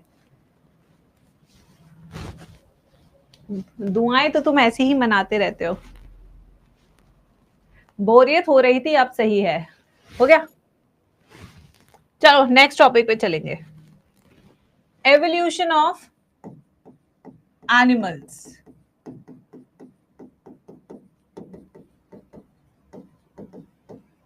ये बेटा पैराग्राफ की फॉर्म में दिया हुआ है एनसीईआरटी ने, हम उस फॉर्म में नहीं करेंगे, हम फ्लो चार्ट की फॉर्म में करेंगे, जिससे बच्चे जल्दी थियरी पढ़ सके एनसीईआरटी की। मैम ये चैप्टर है पर थियरी बहुत ज्यादा है। हाँ बेटा ये तो है, but human health and disease you will enjoy, that you will enjoy. नहीं बेटा क्यों, लास्ट टॉपिक होगा आज का। अरे अभी तो टाइम बहुत है, 40 मिनट है क्लास ओवर होने में। हाँ मेरे प्यारे बच्चों, क्या डेली डेली मैं एवोल्यूशन ही पढ़ाती रहूं? चलो अब छोटे छोटे टॉपिक है, रोआ मत करो मेरे क्लास में। तो सबसे पहले 2 बिलियन ईयर एगो पहले क्या आया? First life form appeared on earth, ठीक है। सो 200 मिलियन ईयर्स एगो कहो या 2 बिलियन ईयर्स एगो कहो, ठीक है। 200 ने 2000 लिखेंगे, 200 ने 2000। First cellular life form appeared on earth, ऐसे एनसीईआरटी ने लिखा है, पहली ओपनिंग लाइन है इस टॉपिक की, ठीक है। उसके बाद जाके 500 मिलियन ईयर्स एगो कुछ हलचल हुई। क्या हलचल हुई? सबसे पहले क्या बना होगा पानी में? Invertebrates which dominated the earth and they appeared in water. सबसे पहले लाइफ कहां पे आई थी? पानी में, ठीक है। तो इस टाइम पे invertebrates dominated earth, life appeared in water. पानी में आई थी जिंदगी, किसमें आई थी? पानी में। उसके बाद नेक्स्ट हलचल क्या हुई? 350 मिलियन ईयर्स एगो इनवर्टिब्रेट्स के बाद क्या आई होंगी? जॉलेस फिशेस, इग्नेथास, ठीक है, अपीयर्ड एंड डोमिनेटेड। इसके बाद jawless fishes appeared and dominated earth। इनका बोलबाला चला, ठीक है, जॉलेस फिश इग्नेथा। उसके बाद इसी बीच में एक नई खोज हुई। क्या खोज हुई? 1938 में एक मछली थी, उस मछली का नाम क्या था? 1938 वाली मछली का नाम सिलोकैंथ, लोब फिन्ड फिश, जिसे पहले सोचा गया ये एक्सटिंक्ट हो गई है, बट 1938 में साउथ अफ्रीका के पास ये वापस से मिल गई। क्या बात है, ठीक है। सो इन 1938 सिलोकैंथ which is lobe finned fish was found near South Africa, which was thought to be extinct. ये कनेक्टिंग लिंक भी है बिटवीन फिशेज एंड एम्फीबियंस, ठीक है। किस किस के बीच में है ये मछली? दिस मछली is connecting link between fishes and amphibians. फिर उसके बाद हलचल हुई नेक्स्ट 200 मिलियन ईयर्स एगो। बताओ इस टाइम पे कौन आए होंगे? वाह, वो डरावने डरावने जिन्हें हम क्या कहते हैं? Reptiles. This was a time which is called as appearance of reptiles. धरती पर रेप्टाइल्स आ गए, टेरेस्ट्रियल मोड ऑफ लाइफ, पानी को छोड़ के। अब पानी को छोड़ के धरती को एक्सप्लोर करने पहुंच गए। इन रेप्टाइल्स में दो तरह के थे। एक थे फिश लाइक रेप्टाइल्स। वो फिश लाइक रेप्टाइल कौन सा रहा होगा? इक्थियोसॉर या इक्थियोफिस। हाँ, प्लांट्स का भी अलग से एवोल्यूशन है बेटा विशाल, प्लांट्स का कराऊंगी, उसका अलग एवोल्यूशन है। इक्थियोसॉर या इक्थियोफिस? इक्थियोसॉर, सॉरस, ठीक है। और उसी टाइम पे जाइंट रेप्टाइल्स भी इस धरती को डोमिनेट कर रहे थे। उन जाइंट रेप्टाइल्स को हम क्या कहते हैं? डायनासोर्स।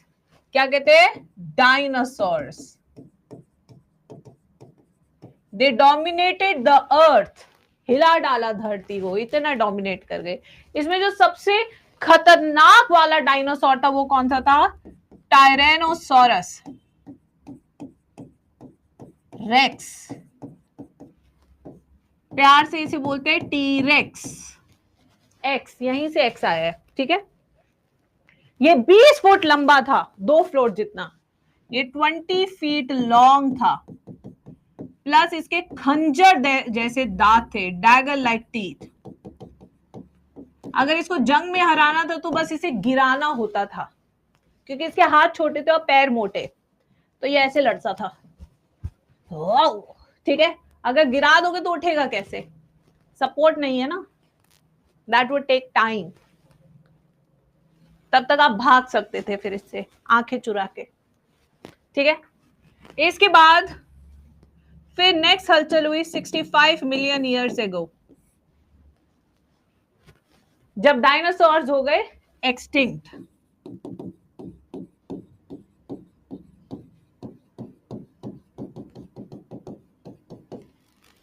हो गए एक्सटिंक्ट। अरे चैट्स नहीं चल रही भाई, सब ठीक है ना? माहौल, एक बच्चा मैसेज नहीं लिख रहा। एव्स एंड मैमल्स, रेप्टाइल से निकल के आई दो चीजें, एव्स एंड मैमल्स। एव्स जिन्हें हम कहते हैं ग्लोरिफाइड रेप्टाइल्स, क्योंकि ये उड़ सकते हैं बच्चों। मैमल्स, चलो जिंदा हो तुम। मैमल्स में पहला चूहे जैसा मैमल आया। फर्स्ट मैमल वाज श्रू लाइक। फर्स्ट मैमल वाज श्रू लाइक।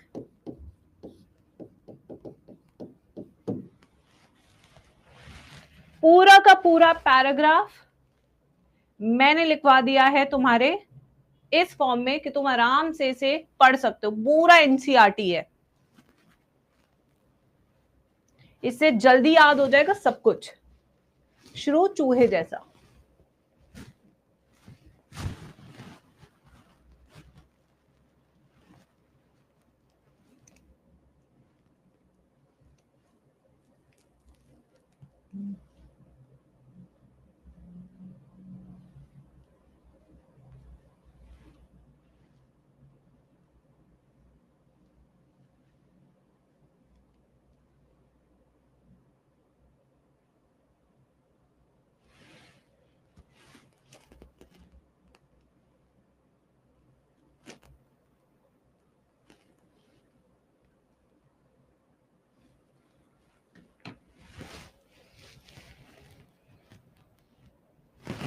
ठीक है,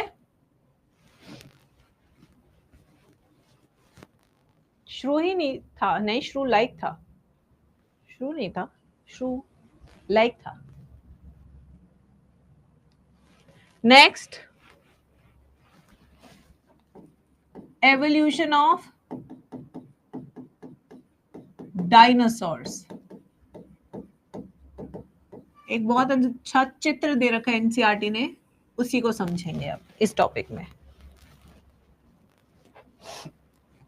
तो सबसे पहले स्टार्ट करते हैं अर्ली रेप्टाइल से, जो इनके पूर्वज रहे होंगे। इन पूर्वजों से 3 चीजें हमें पढ़नी है। सबसे बड़े वेजिटेरियंस, ब्राकियोसॉर्स, वो लंबी गर्दन वाले ब्राकियोसॉर्स, ये हर्बीवोर्स थे और हेवीएस्ट थे, दिन भर पत्ते खाते रहते थे, बड़े बड़े एंजियोस्पर्म्स और जिम्नोस्पर्म्स को, हेवीएस्ट। तो इसलिए वेजिटेरियन फूड खा के अगर आप सोच रहे हैं आप पतले रहेंगे तो सॉरी बेटा, ठीक है।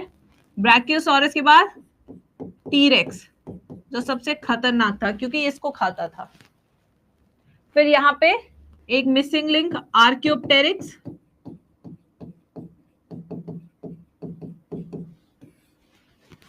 और यहां से आए आज भी जिंदा हैं आपके क्रोकोडाइल्स।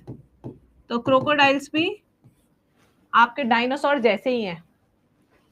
फिर यहां से आया आपका टेरानोडॉन, टेरानोडॉन उड़ने वाला डायनासोर, उड़ने वाली छिपकली, फ्लाइंग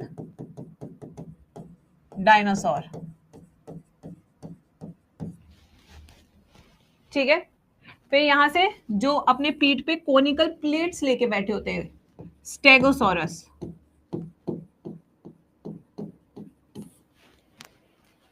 अब यहाँ पे जैसे कि इनके शरीर पे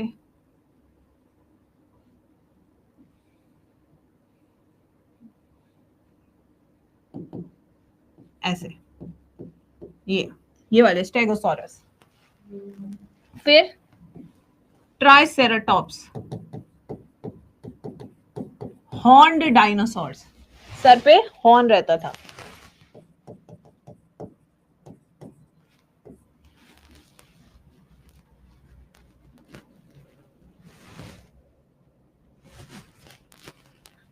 सो कब आए डायनासोर्स? मीजोजोइक एरा में। कौन से एरा में आए? मीजोजोइक एरा में आए डायनासोर्स, और इसी मीजोजोइक एरा को हम कहते हैं एज ऑफ रेप्टाइल्स, क्योंकि धरती पे सिर्फ यही दिख रहे थे और कोई नहीं दिख रहा था। यानी धरती को खुद ही लग रहा होगा कैसे कैसे जीव जंतु हैं। इसमें सबसे पहले था ट्रायसिक।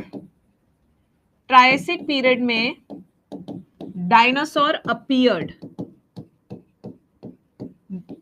दिखने शुरू हुए, पैदा होने शुरू हुए। जुरासिक पीरियड में दे डोमिनेटेड, डायनासोर्स डोमिनेटेड, और क्रिटेशियस में ये हो गए एक्सटिंक्ट, ये हो गए एक्सटिंक्ट। अब रीजंस ऑफ एक्सटिंक्ट, क्यों मर गए? अब ये मत लिख के आना पेपर में हमारे टीचर ने बताया था बहुत खाते थे इसलिए, वो नहीं है। कॉन्टिनेंटल ड्रिफ्ट, धरती हिल गई तो ये वजन नहीं संभाल पाए, गिर गए, कॉन्टिनेंटल ड्रिफ्ट, दब गए।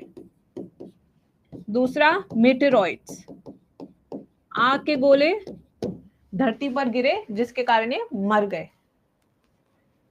पता लगा ढूंढ रहे हैं, हमारी मैम ने तो कहा था मोटे थे इसलिए हो गया।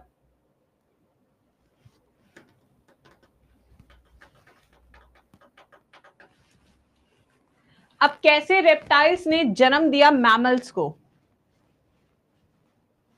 ये भी करेंगे हम नेक्स्ट।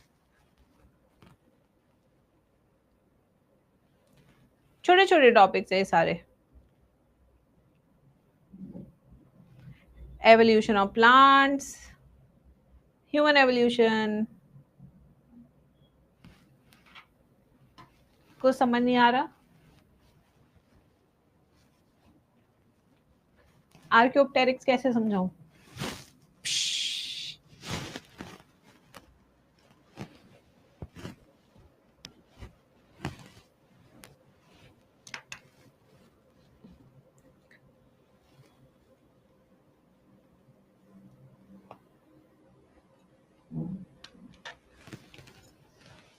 थक गए?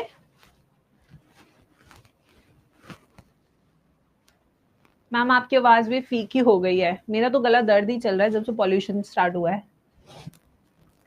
यस,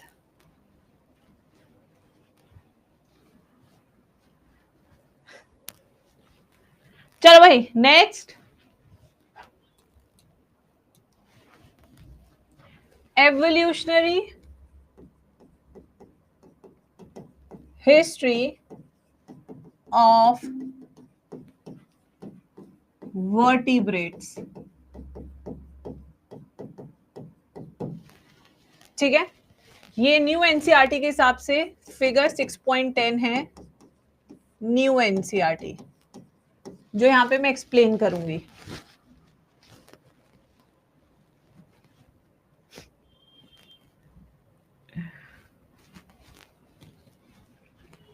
एनसीईआरटी कहाँ है? तो मैं इस वाले को एक्सप्लेन करने वाली हूं।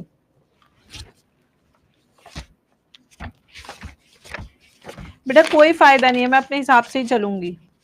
Just letting you know this so that आप अपने आप को परेशान ना करें। ये देखिए बच्चों, ये वाला, this we are going to understand in this topic. मैं ये पूरा तो नहीं बना सकती, बट आप ये लगा सकते हैं, वहां पे नोट्स बना सकते हैं इसके साथ में कि इसको पढ़ना कैसे और इससे सवाल कैसे सॉल्व होंगे। ठीक है, यहाँ तो सबसे पहले आपको नीचे से स्टार्ट करना है, यहाँ से अर्ली रेप्टाइल से। अर्ली रेप्टाइल से आप देखेंगे दो डंडे जा रहे हैं, एक आगे साइनैप्सिडा और एक जा रहा है सोरॉप्सिडा। देख पा रहे हैं सब? तो सबसे पहले क्या है? Early reptiles. सबसे पहले क्या है? Early reptiles. अर्ली रेप्टाइल से दो लीनेजेस जा रही हैं, एक है साइनैप्सिडा, एक है सोरॉप्सिडा। सोरॉप्सिडा और दूसरा है साइनैप्सिडा।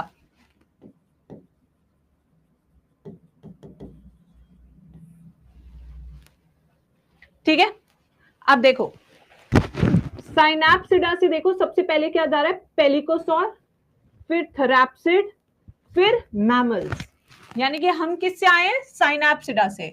पहले इसमें आया पेलिकोसॉर, पेलिकोसॉर से इवॉल्व होके क्या बना? थैरैप्सिड्स, और थैरैप्सिड से बने आपके मैमल्स। ये हमारा लीनिएज है। पहला मैमल क्या था? श्रू लाइक। ये दोनों क्या हो चुके? एक्सटिंक्ट। ठीक है, थैरैप्सिड क्या थे? Mammal like reptiles.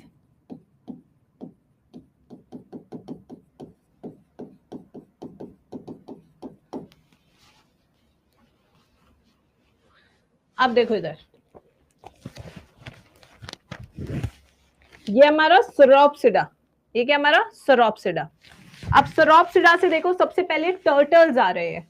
अगर आप इसमें देखेंगे तो नंबर 1 पे क्या आ रहे हैं? टर्टल्स।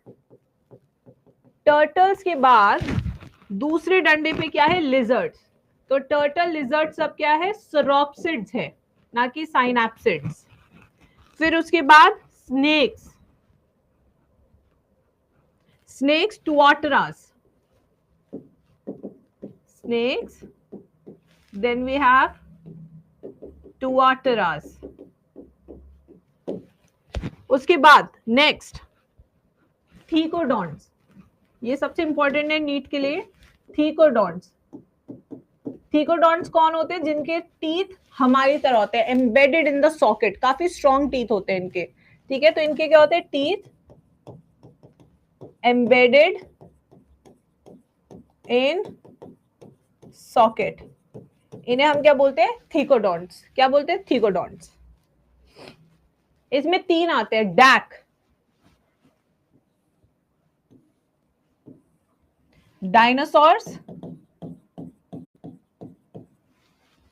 ए से एव्स, सी से क्रोकोडाइल्स। ये तीनों के तीनों थीकोडॉन्ट्स है जिनके बहुत स्ट्रॉन्ग टीथ है, जिनमें से डायनासोर एक्सटिंक्ट हो चुके, बाकी दोनों लिविंग है। बस यही था ये ग्राफ, कितनी आसानी से पढ़ा, देखा?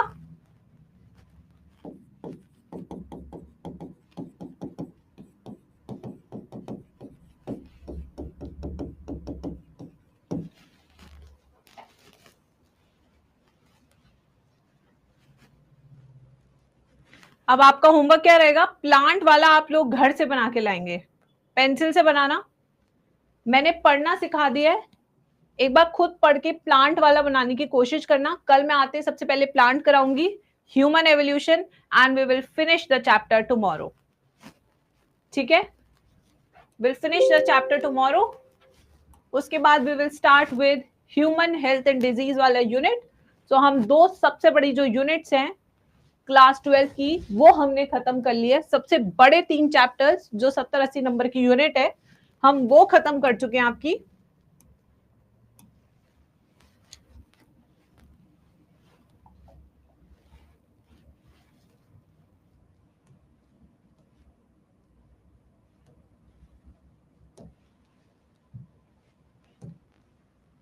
ठीक है, चलो बाय बाय।